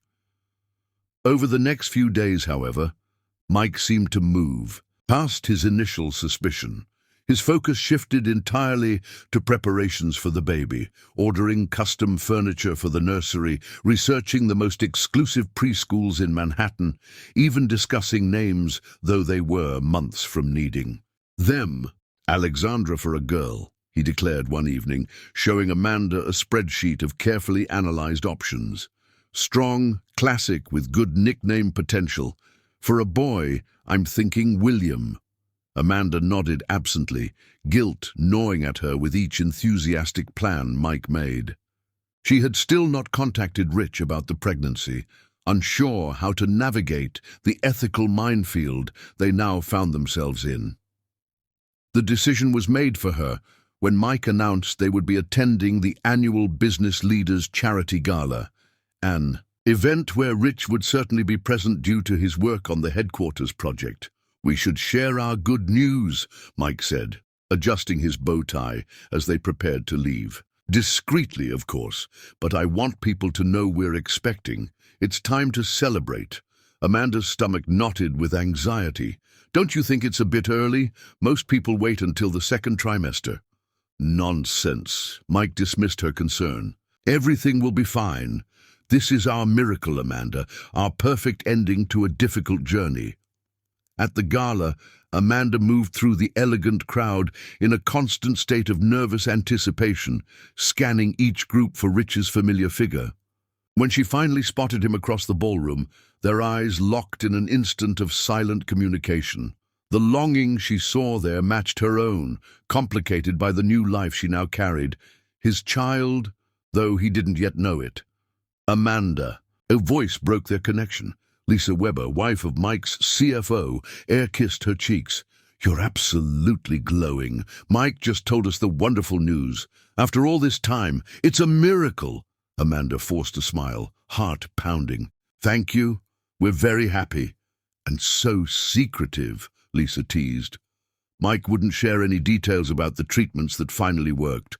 "Whatever it was, you must be thrilled it's finally happened." Across the room, Amanda could see Rich watching. The exchange, confusion evident in his expression.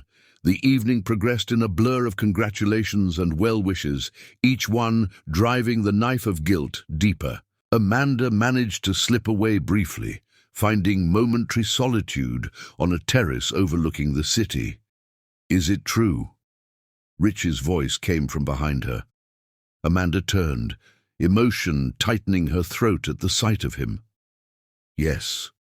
Rich moved closer, his eyes dropping to her stomach, though there was nothing yet visible. "Why didn't you tell me?" "I only found out last week," Amanda admitted. "I've been trying to figure out what to do, how to handle this." "Is it?" Rich hesitated, the question hanging incomplete between them.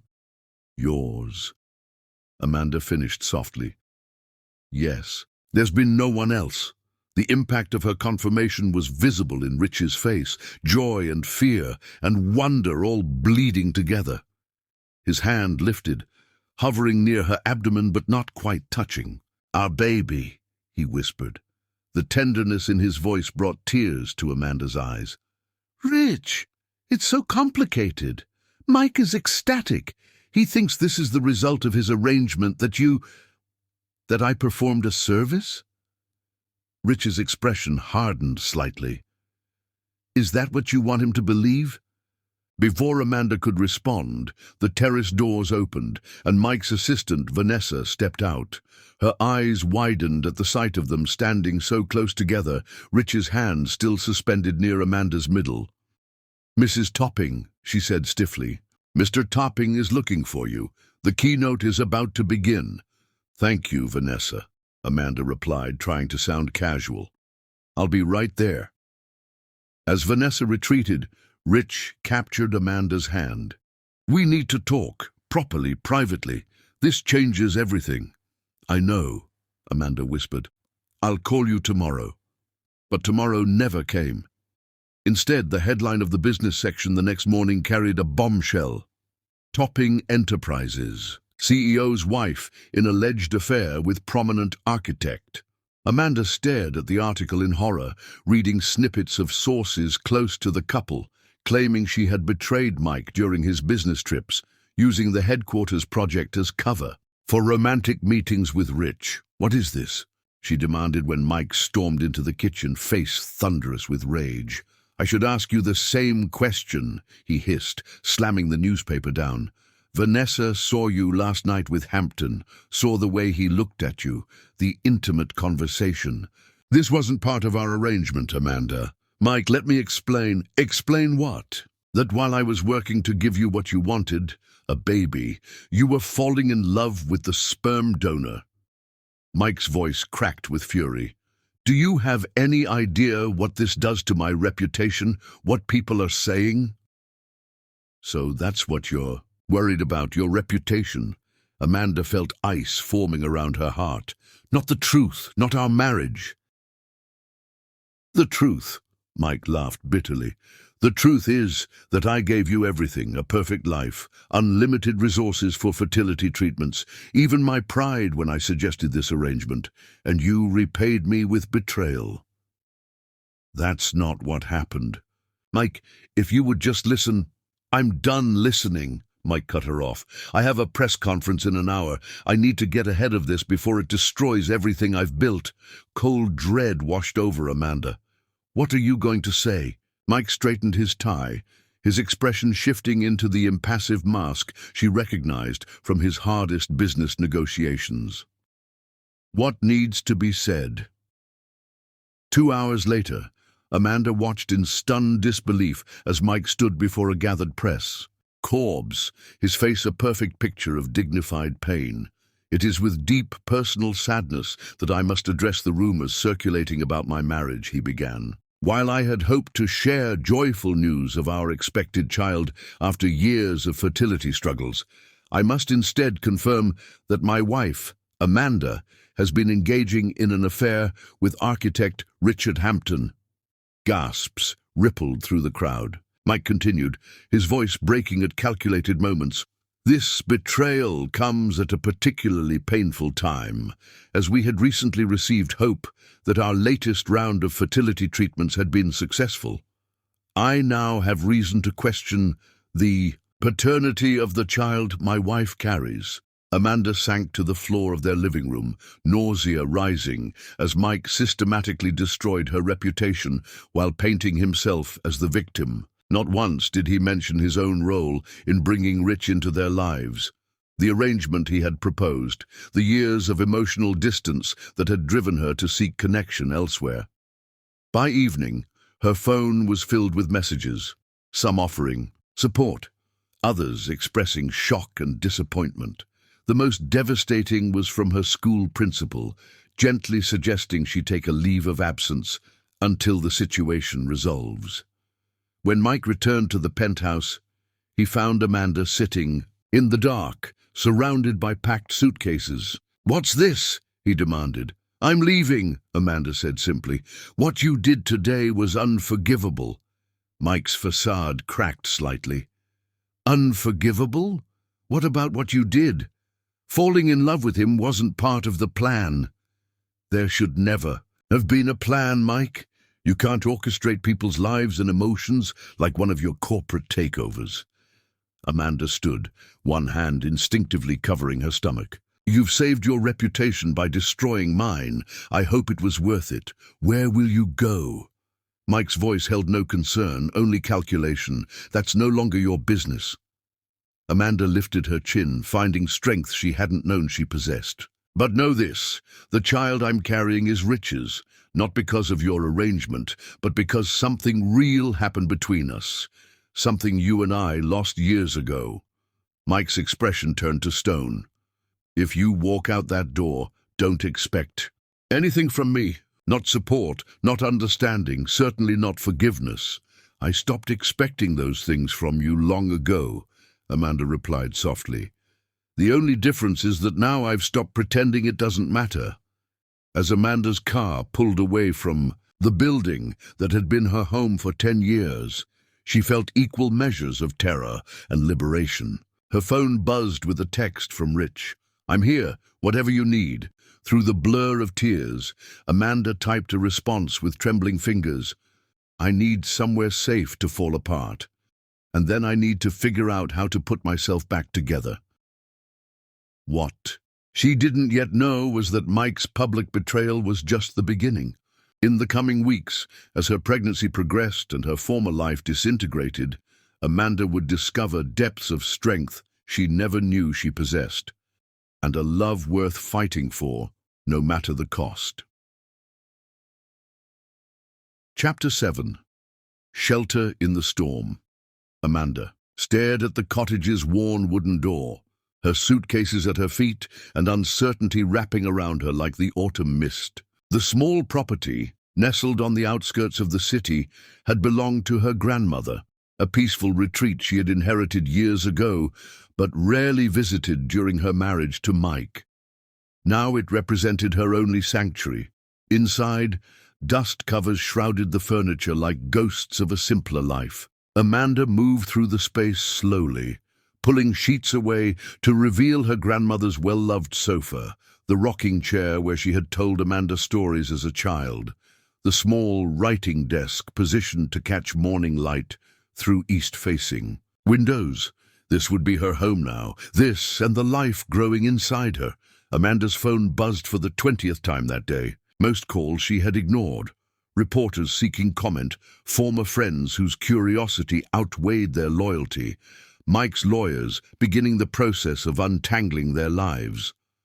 But this call was from Rich, and she couldn't bring herself to ignore him any longer. "I'm okay," she said when she answered, the tremor in her voice betraying the lie. "Tell me where you are," Rich replied, concern evident in every syllable. "You shouldn't be alone right now." Amanda hesitated. The scandal had already cost her so much, her reputation, her job, friendships built over years. Inviting Rich into this new space felt like another irrevocable step. "I need time," she said finally, "to process everything, to figure out next steps." "Of course," Rich's voice softened. "But Amanda, you're carrying our child. Please don't shut me out completely." Our child. The words resonated through her with complicated emotion. This baby, conceived in genuine connection rather than clinical arrangement, had become the epicenter of a storm that had destroyed the life she'd known. "The cottage on Maple Lane," she relented, "my grandmother's place." 2 hours later, a gentle knock at the door announced Rich's arrival. He stood on the porch with grocery bags in both hands, rain dampening his shoulders. "I thought you might need supplies," he explained, his eyes taking in her exhausted state with quiet concern. Amanda stepped back to let him enter, grateful and apprehensive in equal measure. Rich moved through the small kitchen with surprising ease, unpacking essentials, prenatal vitamins, fresh fruit, bread, soup, herbal tea. He worked silently, respecting the fragile bubble of calm she had created. "The media circus is intense," he said finally, setting a mug of ginger tea before her. "I've been advised to make no comment." "By your lawyer?" Amanda asked. Rich nodded. "And yours should be saying the same. Mike's version of events is strategic, designed to protect himself at your expense." Amanda wrapped her hands around the warm mug. "He's erased his own role completely. No one knows he orchestrated the whole situation." "We could tell them," Rich suggested carefully. "Set the record straight." "And say what? That my husband offered me to another man like some kind of broodmare? That I was supposed to sleep with you as a transaction but instead fell—" She stopped abruptly, the unfinished confession hanging between them. Rich moved to sit beside her, close enough to offer support, but not touching. "What do you need from me, Amanda? Just tell me, and it's yours." The simple offer, so different from Mike's calculated maneuvers and conditional support, broke something inside her. Tears came suddenly, violently, years of suppressed grief and recent trauma pouring out. Rich gathered her against his chest, holding her through the storm, murmuring gentle reassurances against her hair. "I've lost everything," she whispered. When the tears finally subsided, "Not everything," Rich countered softly, one hand moving to rest lightly over hers on her still flat abdomen. "And not me. I'm not going anywhere, Amanda, not unless you ask me to." In the days that followed, Rich became her anchor in a sea of chaos. He respected her need for space, never staying overnight but appearing regularly with groceries, prenatal appointments carefully noted in his calendar, a steadfast presence that demanded nothing in return. When morning sickness hit with brutal intensity during her 8th week, it was Rich who held her hair back, brought ginger tea and saltine crackers, and installed blackout curtains when she developed light sensitivity. When legal papers arrived from Mike's attorneys, divorce proceedings citing infidelity, seeking to void any financial obligations due to paternity uncertainty, It was Rich who connected her with Sarah Chen, a formidable divorce attorney known for protecting vulnerable clients. "He's trying to leave you with nothing," Sarah explained during their first meeting, using public humiliation as leverage to force an unfavorable settlement. "I don't want his money," Amanda insisted, her hand instinctively protective over her growing belly. "I just want this to be over."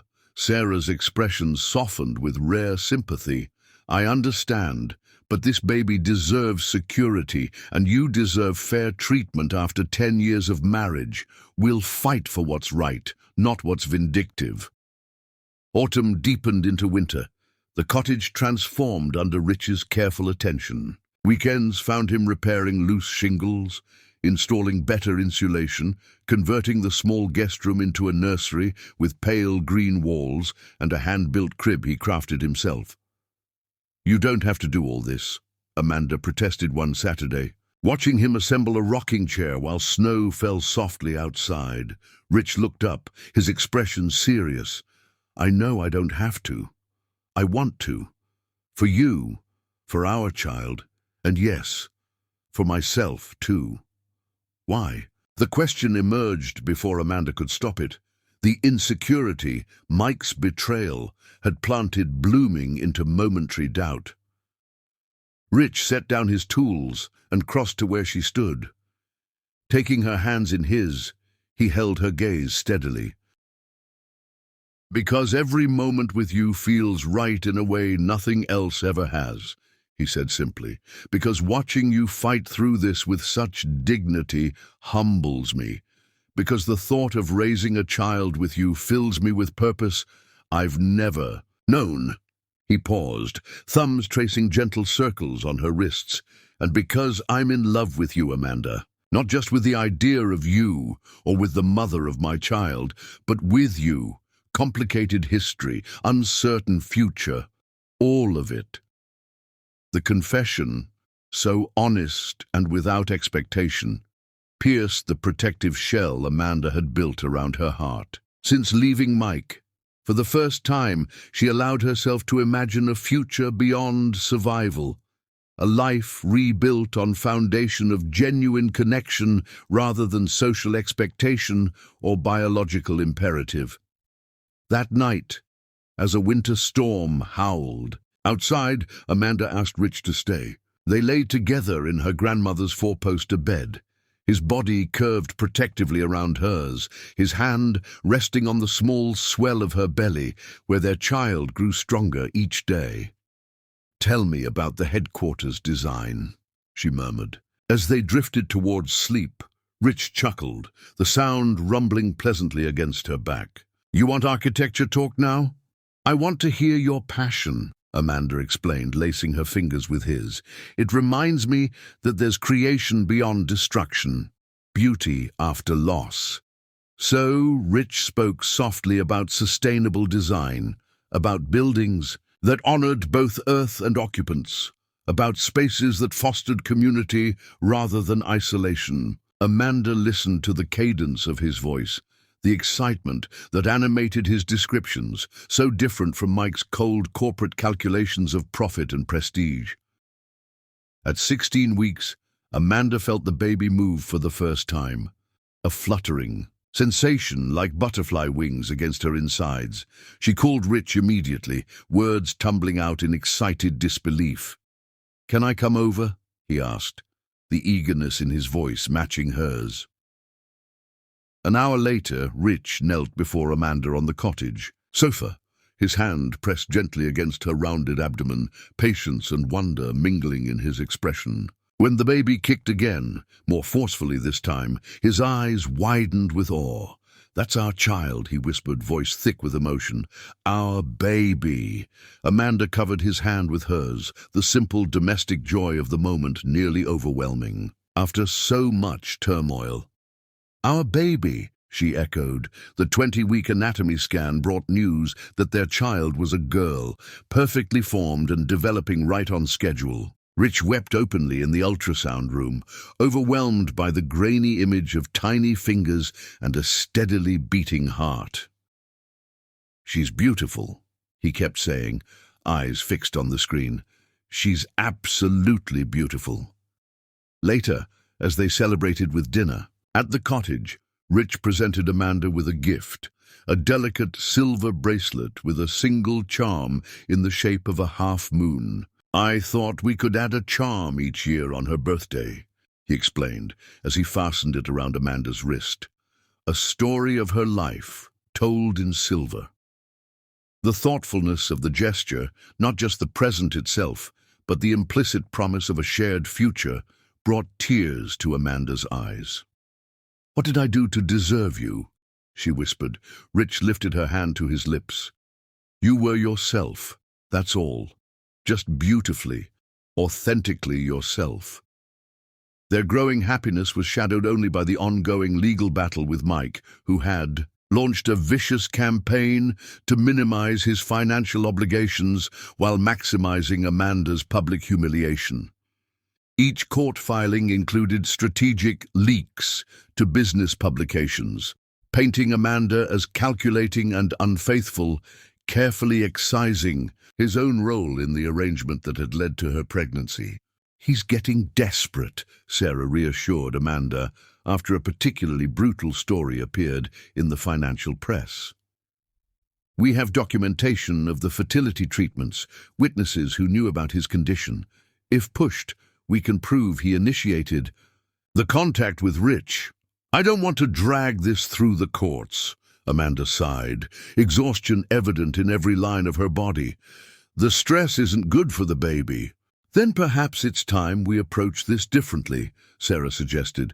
"Let me arrange a mediation session. Sometimes face-to-face conversations can achieve what legal filings cannot." The mediation, held in a neutral conference room downtown, marked the first time Amanda had seen Mike since leaving the penthouse months earlier. He entered with calculated precision, his bespoke suit and perfect grooming a stark contrast to her simpler maternity dress. Her changing body a visual reminder of everything that had transpired between them. "You look well," he offered stiffly, as they took seats across from each other. Amanda nodded, one hand resting protectively on her rounded abdomen. "I am well." Mike's eyes flickered to her stomach, something unreadable crossing his features.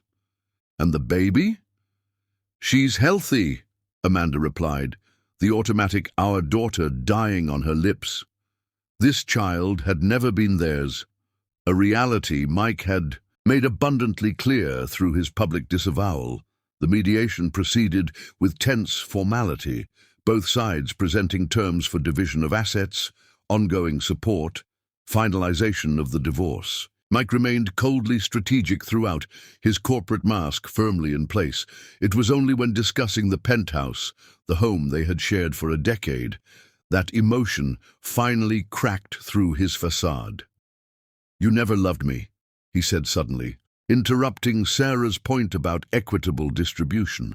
"Not the way you love him." The accusation hung in the air, raw and unexpected amidst the clinical legal negotiations. Amanda met Mike's gaze steadily, seeing for the first time the genuine pain beneath his calculated exterior.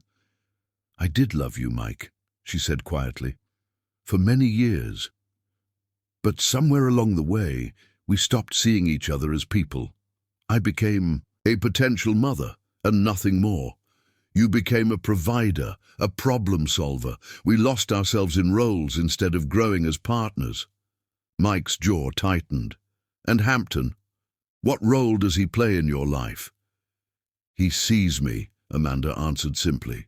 "The whole person, not just the parts that serve a purpose." Something shifted in Mike's expression, not softening exactly, but a subtle recognition of truth he had avoided confronting. Before he could respond, however, Amanda gasped suddenly, her face contorting with pain. "Amanda?" Sarah was immediately at her side. "What's wrong?"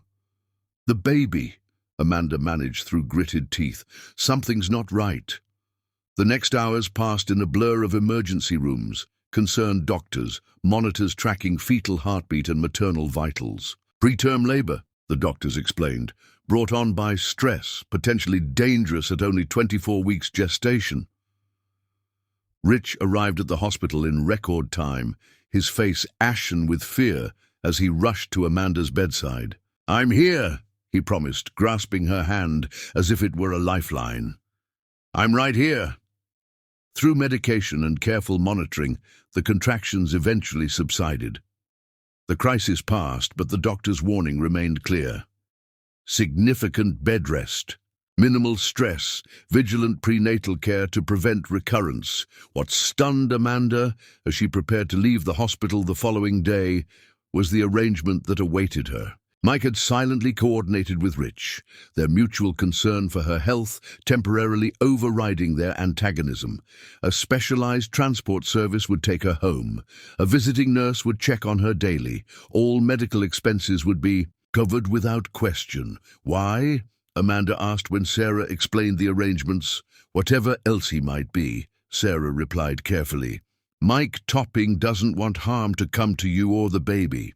This situation may have broken your marriage, but it hasn't completely destroyed his humanity. Back at the cottage, confined to bed except for brief, supervised movement, Amanda found unexpected peace in the enforced stillness. Rich adjusted his work schedule, conducting meetings virtually from her small living room, preparing meals in her grandmother's kitchen, reading architecture journals aloud when sleeplessness plagued her. During one such night, as moonlight spilled through the bedroom window and the baby performed acrobatics beneath Amanda's skin, Rich set aside his book and placed a gentle hand on her stomach. "I never thought I could feel this way," he admitted softly, "this overwhelming mix of terror and joy. The absolute certainty that I would do anything to protect you both." Amanda covered his hand with hers. "Is that what love is? Certainty in the midst of chaos?" "Maybe," Rich smiled, the moonlight catching the angles of his face. "Or maybe it's finding someone worth facing the chaos with." As her pregnancy advanced into the third trimester, Amanda began preparations for the birth, a midwife-assisted delivery at the cottage, with Rich as her support person. The legal battles with Mike had reached tentative settlement, the divorce, proceeding with less public vitriol as both sides tired of the conflict. What none of them anticipated was the envelope that arrived one morning, addressed to Amanda in unfamiliar handwriting. Inside was a USB drive and a brief note. "Mrs. Topping, I was fired for disloyalty after witnessing your husband's behavior. Perhaps this will help set the record straight. Vanessa Morgan." When Amanda plugged the drive into her laptop, she found audio recordings. Mike's office phone calls, accidentally captured when his cell connected to the office system during their weekend at the lake house. His voice came clearly through the speakers, detailing his plan to have her sleep with Rich, discussing how to approach the arrangement, calculating the benefits of a child with her genetic material. Most damning was a conversation with his lawyer from the day after Amanda had left the penthouse. "Of course I knew about Hampton," Mike's voice declared coldly. "I selected him specifically, arranged the whole thing, but no one else needs to know that part. As far as the public is concerned, she betrayed me, not the other way around. Her reputation is collateral damage I'm willing to accept." Amanda sat frozen, the evidence of Mike's calculated destruction of her life playing in crisp digital clarity. Beside her, Rich's expression hardened with each damning word. "This changes everything," he said when the recordings ended. "This is your way back, Amanda, your vindication." As Amanda stared at the small device containing truth, powerful enough to rewrite the narrative Mike had so carefully constructed, she placed both hands on her rounded abdomen, feeling her daughter's strong kicks beneath her palms. "Not just my vindication," she said quietly, "but our daughter's right to know she wasn't born from manipulation or scandal, but from something genuine and true." What Amanda couldn't know, as she contemplated how best to use this unexpected ammunition, was that the recordings would soon become central to a legal battle that would rock Manhattan's business community. A battle that would force Mike to publicly acknowledge his deception that would restore Amanda's reputation and that would ultimately lead to justice neither she nor Rich had dared to hope for. But on that quiet morning in her grandmother's cottage, with Rich's supportive presence beside her and their daughter growing stronger each day within her, Amanda finally understood the truth. Sometimes what appears to be betrayal's sharp edge is actually the necessary cut that severs us from what no longer serves our highest good, making space for something far more precious to take root and grow. Chapter 8. Truth's Whisper. "Play it again," Sarah Chen instructed, her normally composed features tightening with each word from the recording. Amanda watched her attorney's reaction, finding vindication in the controlled fury that crossed Sarah's face as Mike's voice filled the cottage living room. "Her reputation is collateral damage I'm willing to accept. 6 months pregnant now." Amanda sat with her hands protectively cradling her rounded abdomen, the evidence of Mike's calculated betrayal spreading through the room like poison. "This changes our entire approach," Sarah said, stopping the playback. "These recordings prove Mike orchestrated the situation, then deliberately destroyed your reputation to protect his own." Rich, who had been silently pacing by the window, turned to face them. "Can we use this in court? Is it legal evidence?" "Single-party consent applies in New York," Sarah explained. "Vanessa was a party to these conversations through the office phone system. It's admissible." She turned to Amanda, her expression softening. "This is your chance for vindication, Amanda. But pursuing this means more public exposure, more stress during your pregnancy." Amanda closed her eyes briefly, feeling her daughter's movements, strong kicks against her ribs that seemed to urge action rather than retreat. "I'm tired of hiding," she said finally, opening her eyes with newfound resolve. "Not just for me, but for her." She looked down at her belly. "I don't want her growing up believing she was born from scandal and deception. She deserves to know she came from something authentic, even if it wasn't conventional." Sarah nodded, respect evident in her gaze. "Then we'll file amended counterclaims immediately. Defamation, intentional infliction of emotional distress, fraudulent misrepresentation." She began gathering her papers with efficient movements. "Mike Topping has significantly underestimated you, Amanda. It's time he learned that mistake comes with consequences." After Sarah left, Rich knelt before Amanda's chair, taking her hands in his. "Are you sure about this? We could still move forward quietly, focus on the baby, on building our life together." Amanda squeezed his fingers gently. "I've been quiet for too long. First during the fertility treatments when I swallowed my doubts to protect Mike's ego. Then when he proposed that arrangement, suppressing my discomfort to give him what he wanted. Even when I fell in love with you, I kept silent about my feelings." She shook her head. "No more silence. Our daughter deserves a mother who stands." In her truth, Rich's eyes filled with emotion. "I love you," he said simply. "Both of you. Whatever comes next, we face it together." The legal response to Amanda's counterclaims was swift and vicious.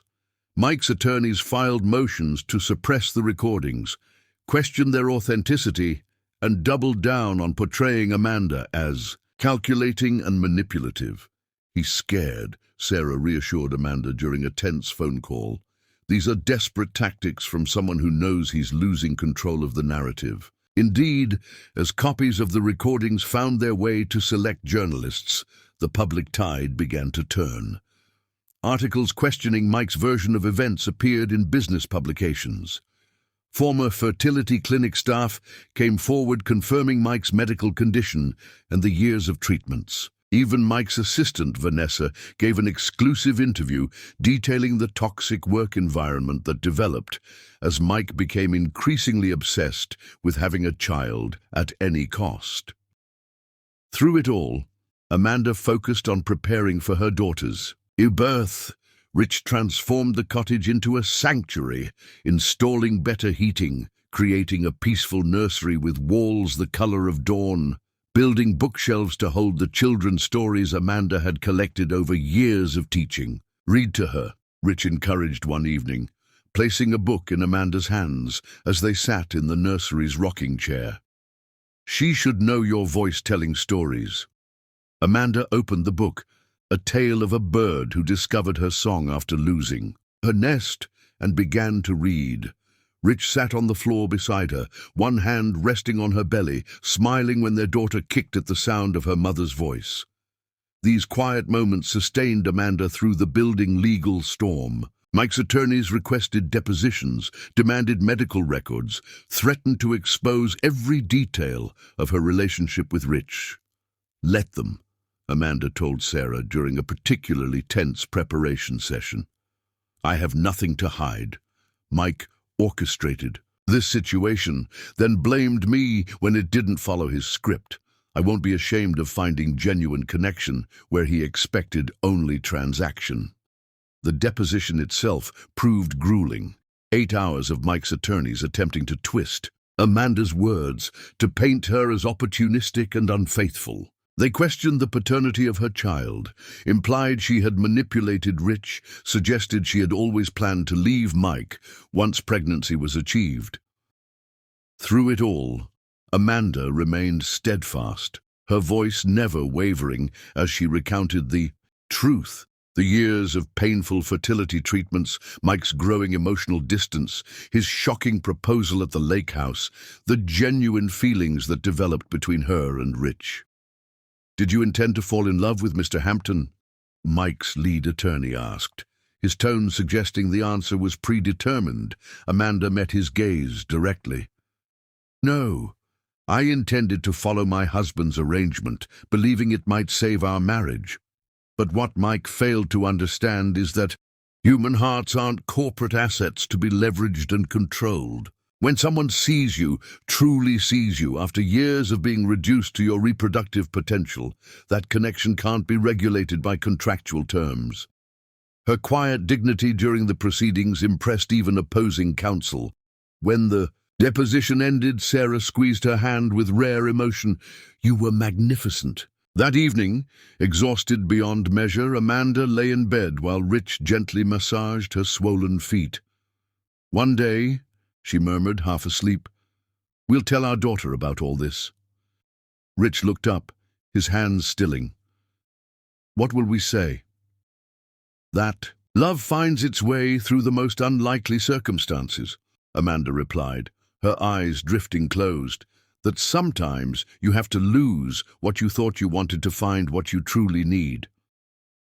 At 32 weeks pregnant, Amanda received a call from Sarah that changed everything. "They want to settle," her attorney announced without preamble. "Mike's requesting a private mediation session." Amanda sat heavily on her grandmother's sofa, one hand automatically cradling her belly. "Why now?" "The recordings have been authenticated by 3 independent experts. Vanessa has signed an affidavit confirming their content. Mike's board of directors is expressing concern about the potential damage to Topping Enterprises if this goes to trial." Sarah paused. "He's running out of options, Amanda." The mediation was scheduled for the following week, neutral territory at Sarah's firm's offices.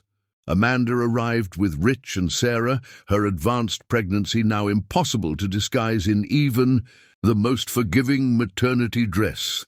Mike entered alone, his confident stride somewhat diminished since their last encounter. He looked older somehow, the strain of recent months etched into lines around his eyes that hadn't been there before. "Amanda," he acknowledged stiffly, his gaze flickering briefly to her rounded abdomen before darting away. "Mr. Hampton." The mediator, a distinguished former judge with silver hair and penetrating eyes, outlined the process with efficient precision. Mike's attorney presented their settlement offer, financial terms that were considerably more generous than previous proposals, but contingent upon mutual non-disclosure agreements. "Absolutely not," Sarah responded immediately. My client has been publicly vilified, her professional reputation destroyed, her pregnancy turned into tabloid fodder. Financial compensation is warranted, but not at the cost of perpetuating a false narrative Mr. Topping has constructed. Mike's attorney leaned forward. Then what does Mrs. Topping want? All eyes turned to Amanda. In the momentary silence, she felt her daughter kick strongly, as if offering encouragement. The truth, she said simply. Public acknowledgement from Mike that he orchestrated this situation, that he knowingly and deliberately damaged my reputation to protect his own. Mike's face hardened. That's not happening. Then we proceed to trial, Sarah replied calmly, where the recordings will be played in open court, where your former assistant will testify about your instructions to destroy Amanda's credibility, where fertility specialists will confirm your condition and the treatments you pursued for years. The color drained from Mike's face as the full implications of a public trial materialized before him. His attorney whispered urgently in his ear, but Mike waved him off, his eyes fixed on Amanda. "May I speak with my wife, with Amanda, privately?" he requested. After conferring with Sarah, Amanda agreed. When they were alone in a small conference room, Mike's carefully constructed facade crumbled. "Why are you doing this?" he asked, genuine confusion in his voice. "You're going to have your baby. You have Hampton. You could take the settlement and move on." Amanda studied the man she had loved for so many years, seeing now the insecurity that had always driven his need for control. "Because the truth matters, Mike. Not just for me, but for our daughter." "She's not mine," Mike said sharply. "No," Amanda agreed quietly. "She's not. But she exists because of choices you made, choices you then punished me for when they didn't follow your script." Mike looked away, unable to meet her gaze. "I didn't expect you to fall in love with him." "Neither did I," Amanda admitted. "But it happened. And instead of facing that painful reality together, you chose to destroy me publicly." Silence stretched between them, heavy with the weight of a decade shared and now irreparably broken. "What exactly do you want from me?" Mike finally asked, defeat evident in his voice. "A public statement acknowledging that you arranged for me to conceive with Rich, that you knew and approved of my relationship with him for that specific purpose. That when rumors began circulating, you chose to blame me entirely to protect your reputation." Amanda's voice remained steady. "I want the truth on record, Mike, not hidden behind settlements and NDAs." Mike's jaw tightened. "That would destroy everything I've built." "No," Amanda corrected gently. "It would only destroy the lie you've been living. There's a difference." When they returned to the mediation table, Mike's expression had shifted from defiance to resignation. The discussions continued for hours, terms and conditions debated, language scrutinized. By evening, they had reached an agreement, one that included both financial provisions and, most crucially for Amanda, a public statement from Mike acknowledging his role in the situation. As they prepared to leave, Mike lingered, waiting until Rich stepped away to speak to Amanda one final time. "I did love you," he said quietly, "in my way." Amanda nodded, recognition rather than reconciliation in her gaze. "I know. But love that requires someone to be less than they are isn't really love at all." Mike's eyes dropped to her belly, to the visible evidence of the child he had once desperately wanted, and now could not claim. For a moment, something like genuine regret crossed his features. "I hope she has your kindness," he said simply before turning to leave. Rich appeared at Amanda's side, his hand finding hers with instinctive certainty. "Are you okay?" Amanda watched Mike's retreating figure, the man who had been her husband, her dream, her deepest disappointment, and felt the last chains of their shared past finally release. "Yes," she said, surprising herself with the truth of it, "I really am. As they left the building together, stepping into the gentle spring evening, Amanda felt her daughter move within her, strong, determined, already reaching toward her future. A future that would now be built on truth rather than deception, on love freely given rather than strategically arranged. For the first time since leaving the penthouse months earlier, Amanda felt not just the absence of fear, but the presence of genuine hope, as delicate and persistent as the first whisper of truth that had set her free. Chapter 9. Justice's Embrace. The courtroom fell silent as Judge Eleanor Patterson entered, her robes sweeping behind her with authoritative precision. Amanda sat at the plaintiff's table, her 8-month pregnant form commanding a different kind of attention than the Manhattan power brokers who filled the gallery.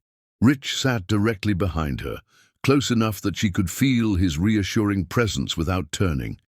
Despite the settlement agreement reached in mediation, Mike had failed to issue the promised public statement. Instead, his attorneys filed last-minute motions claiming the recordings were obtained illegally, that Amanda had manipulated the situation, that Rich had pursued her with deliberate intent to damage Mike's marriage.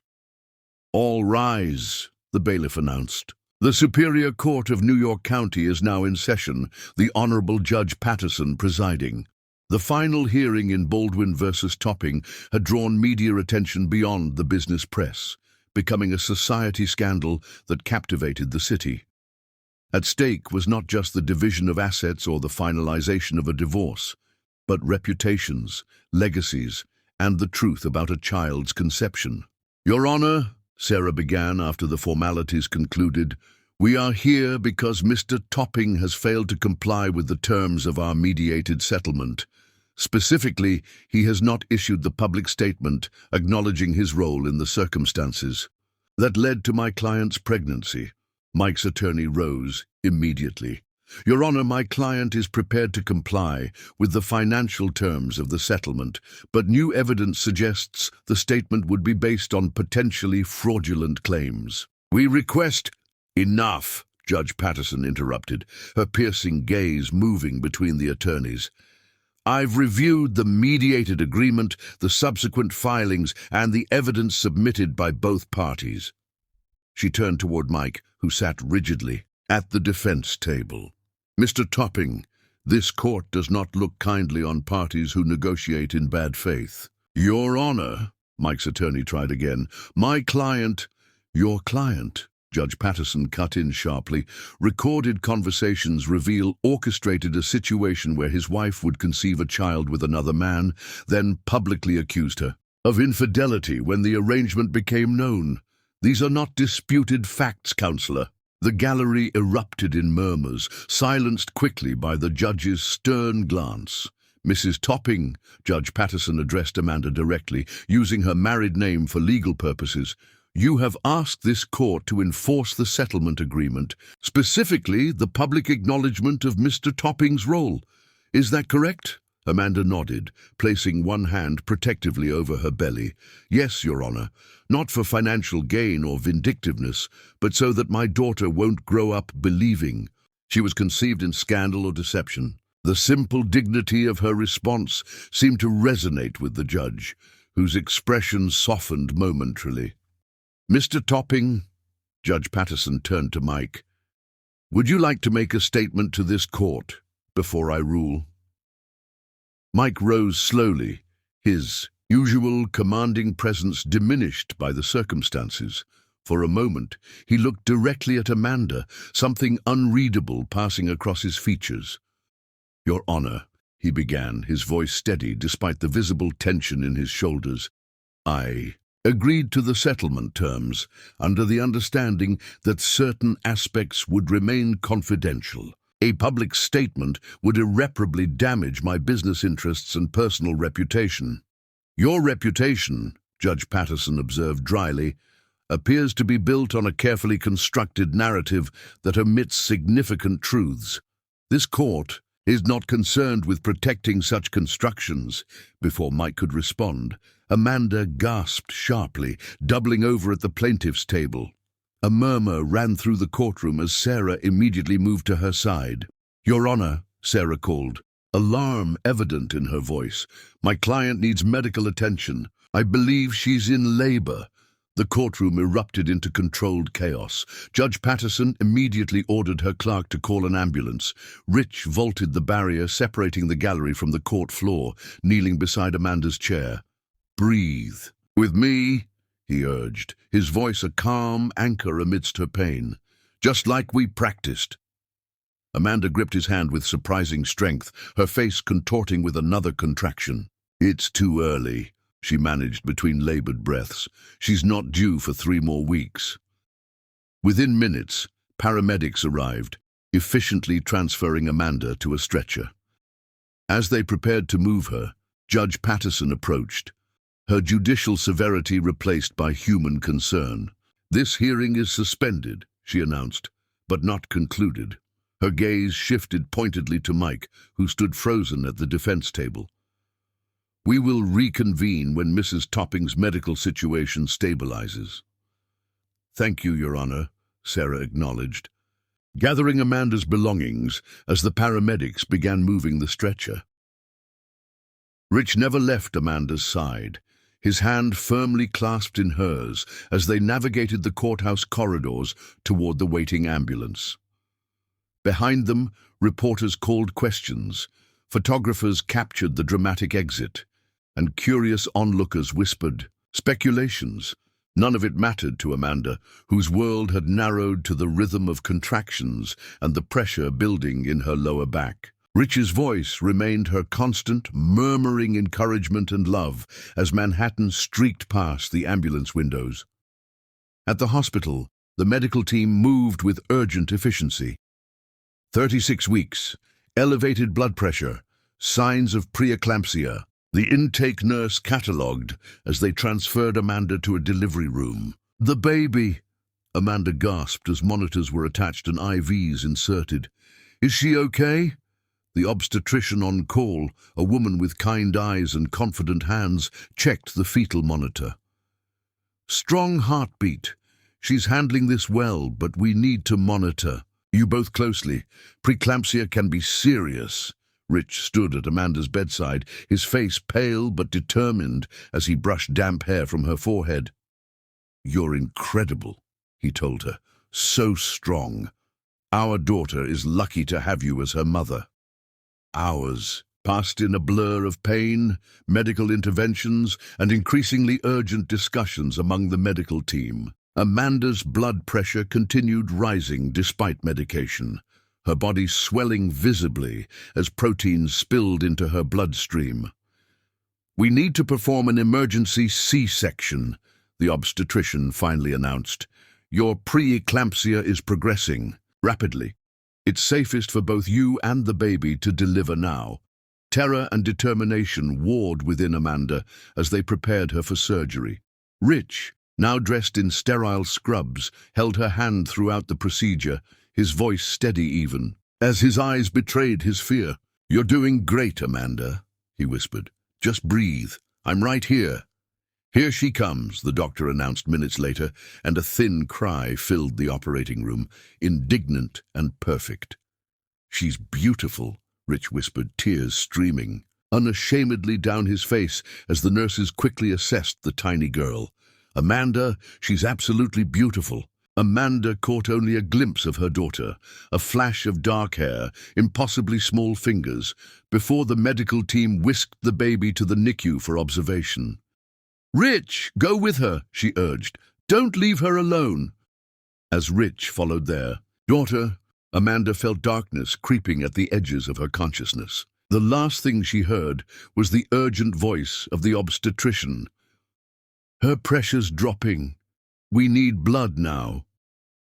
Amanda awoke to the gentle beeping of monitors and the sensation of someone holding her hand.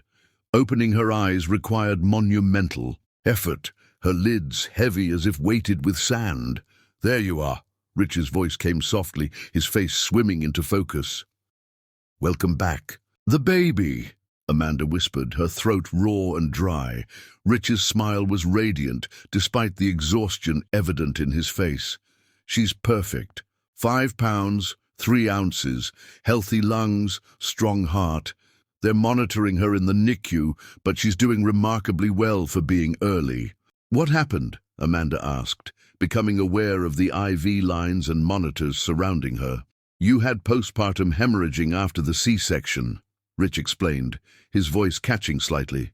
They had to transfuse you. It was... You scared me. The C... Naked emotion in his eyes told Amanda how serious the situation had been. She squeezed his hand weakly. I'm still here. Yes, you are, he agreed, bringing her fingers to his lips. And so is our daughter.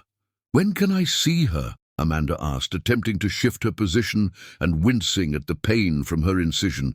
Soon, Rich promised. The nurses said they'll bring her when you're a bit more stable. A gentle knock at the door preceded a nurse entering with a clear bassinet. Someone's eager to meet her mama, she announced cheerfully. Rich helped adjust Amanda's position, supporting her as the nurse carefully placed the tiny bundle in her arms. Amanda gazed down at her daughter's face, taking in the delicate features, the rosebud mouth, the impossibly perfect fingers. "Hello, Lily," she whispered, the name they had chosen together slipping naturally from her lips. "I've been waiting for you." Lily's eyes, dark and alert despite her early arrival, seemed to focus on Amanda's face, tiny brows furrowing in an expression of serious consideration that so resembled Rich that Amanda felt tears well in her eyes. "She knows you," Rich said softly, perching carefully on the edge of the bed to encircle both of them in his embrace. "She's been listening to your voice for months." The perfect contentment of the moment was interrupted by another knock. Sarah Chen stood in the doorway, her usual professional armor softened by the scene before her. "I hope I'm not intruding," she said, uncharacteristic hesitation in her voice. "I wanted to check on you and to let you know about the court proceedings." Amanda nodded, reluctant to shift her attention from Lily, but curious about the outcome. "What happened after we left?" Sarah stepped into the room, her expression shifting to something Amanda couldn't quite interpret. "Judge Patterson was formidable. After your emergency exit, she called Mike to the bench for a private conversation. I wasn't privy to what was said, but when they returned to the record, Mike had agreed to make a full public statement acknowledging his role in the arrangement." "Just like that?" Amanda asked, surprised after months of resistance. "Just like that," Sarah confirmed. "The statement will be issued tomorrow morning at a press conference. Judge Patterson explicitly ordered that it include his acknowledgement that he orchestrated the situation with Mr. Hampton and then blamed you publicly when it became known." Rich shook his head in disbelief. "What changed his mind after all this? Time?" Sarah's gaze moved to the tiny infant in Amanda's arms. "I can't be certain, but I believe seeing Amanda go into labor in the courtroom, seeing the very real consequences of his actions, might have finally pierced his armor." She paused, something like respect in her expression. "Or perhaps Judge Patterson simply made him an offer he couldn't refuse." After Sarah left, promising to return with details of the press conference, Amanda looked down at her daughter's sleeping face. "Justice comes in unexpected ways," she murmured. Rich nodded, gently tracing Lily's perfect cheek with one finger. "And sometimes what seems like the greatest injustice leads to the most perfect outcome." As evening descended outside the hospital windows, Amanda held her daughter close, marveling at how this tiny being, conceived in such complicated circumstances, had become the catalyst for truth, for freedom, and ultimately for the kind of love she had almost stopped believing existed. Tomorrow would bring Mike's public confession, the formal conclusion of their divorce, the beginning of a new chapter for all of them. But tonight, in the quiet sanctuary of the hospital room, Amanda simply breathed in the scent of her newborn daughter's hair and allowed herself to feel the justice that had finally, unexpectedly, wrapped them all in its transformative embrace. Chapter 10. Sweet Revenge and New Beginnings. The Waldorf Astoria's grand ballroom hummed with tension as Manhattan's business elite gathered for what had been billed as an important announcement from topping enterprises. In the back row, nearly unnoticed, Amanda sat with Sarah Chen beside her. 3 months had passed since Lily's birth, 3 months of night feedings, newborn smiles, and healing. At precisely 10 o'clock, Mike Topping strode onto the stage, his confident bearing belied only by the tension around his eyes. "I've called this press conference to address the personal situation that has been the subject of speculation over the past year," he began, his amplified voice filling the room. "As many of you know, my former wife Amanda Baldwin and I divorced recently after 10 years of marriage. What has not been accurately reported is the nature of the circumstances that led to our separation." The room grew still, journalists poised, over notepads and recording devices. "For many years, Amanda and I struggled with infertility," Mike continued. "Medical tests confirmed that I was the source of our inability to conceive naturally." Murmurs rippled through the audience at this unprecedented admission. "After multiple failed treatments, I conceived a plan," Mike said, visibly steeling himself. "I identified Richard Hampton, a respected architect working on our corporate headquarters project, as someone with the qualities I believed would complement Amanda's. I deliberately orchestrated opportunities for them to spend time together, with the explicit intention that they would conceive a child that Amanda and I would raise." Gasps erupted around the room. In the front row, board members exchanged alarmed glances. "When this arrangement became known within certain circles, I made a decision that I deeply regret." Mike's voice took on a quality of genuine remorse. "Rather than acknowledging my role in the situation, I publicly accused Amanda of infidelity, allowing her reputation to be destroyed in order to protect my own." Amanda felt tears prick at her eyes, not from pain, but from the surreal vindication of hearing Mike finally speak the truth. "I wish to state clearly, and for the record, Amanda Baldwin did not betray me. I arranged the circumstances that led to her relationship with Richard Hampton, and then I betrayed her by denying my role. When it became public, the destruction of her reputation was entirely my doing." The ballroom erupted into chaos, reporters shouting questions, photographers' flashes creating a strobe effect. Board members sat frozen in shock, while investors slipped from the room, phones pressed to ears as they contacted brokers to sell their shares before news of the scandal fully broke. Outside in the spring sunshine, Amanda took a deep breath, feeling lighter than she had in months. "It's really over." Sarah nodded, satisfaction evident in her smile. "Justice served, finally, though I suspect Mike will be dealing with the fallout for quite some time. The business community forgives many sins, but public humiliation isn't one of them." Within days, the consequences of Mike's confession rippled through the business world. Topping Enterprises stock plummeted as shareholders questioned the judgment of a CEO who would orchestrate such a personal scandal. Business partners began distancing themselves, concerned about reputation by association. The board called an emergency meeting to discuss Mike's future with the company. "He's lost everything," Rich observed one evening as they watched the business. News report that Mike had been asked to step down temporarily while the board conducted a review. "His company, his reputation, all because of one lie," Amanda said quietly, cradling Lily against her chest. "He could have simply told the truth from the beginning." "Pride is a powerful force," Rich replied, and Mike had built his entire identity around being in control. 1 month later, Rich surprised Amanda with an invitation to dinner at the rooftop restaurant of the newly completed Anderson building. His design recently opened to critical acclaim. Amanda's mother happily agreed to watch Lily for the evening. "It's breathtaking," Amanda gasped as they were escorted to a private table overlooking Central Park. The space perfectly balanced elegance with warmth, soaring glass walls offering panoramic views, while honey-toned wood and subtle lighting created intimacy. "You influenced this design more than you know," Rich told her as champagne was poured. "All those conversations we had about spaces that embrace rather than impress." After dinner, Rich suggested they step outside to the observation deck.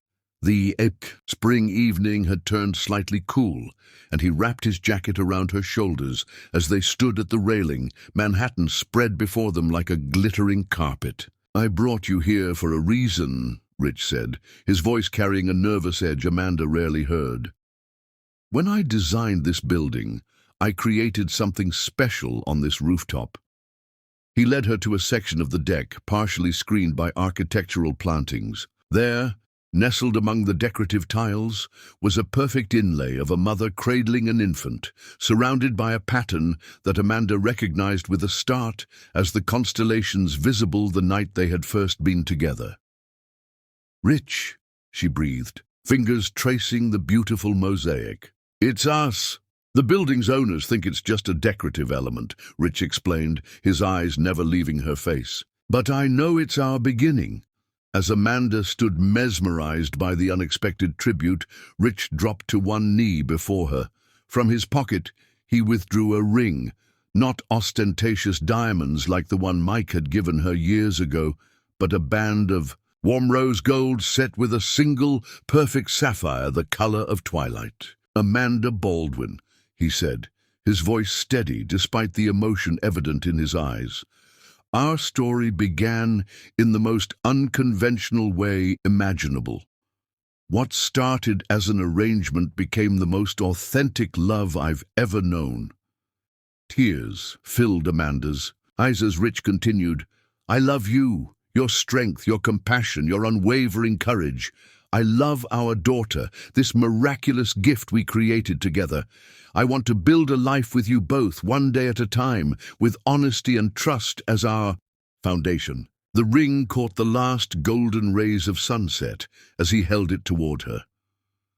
"Will you marry me, Amanda?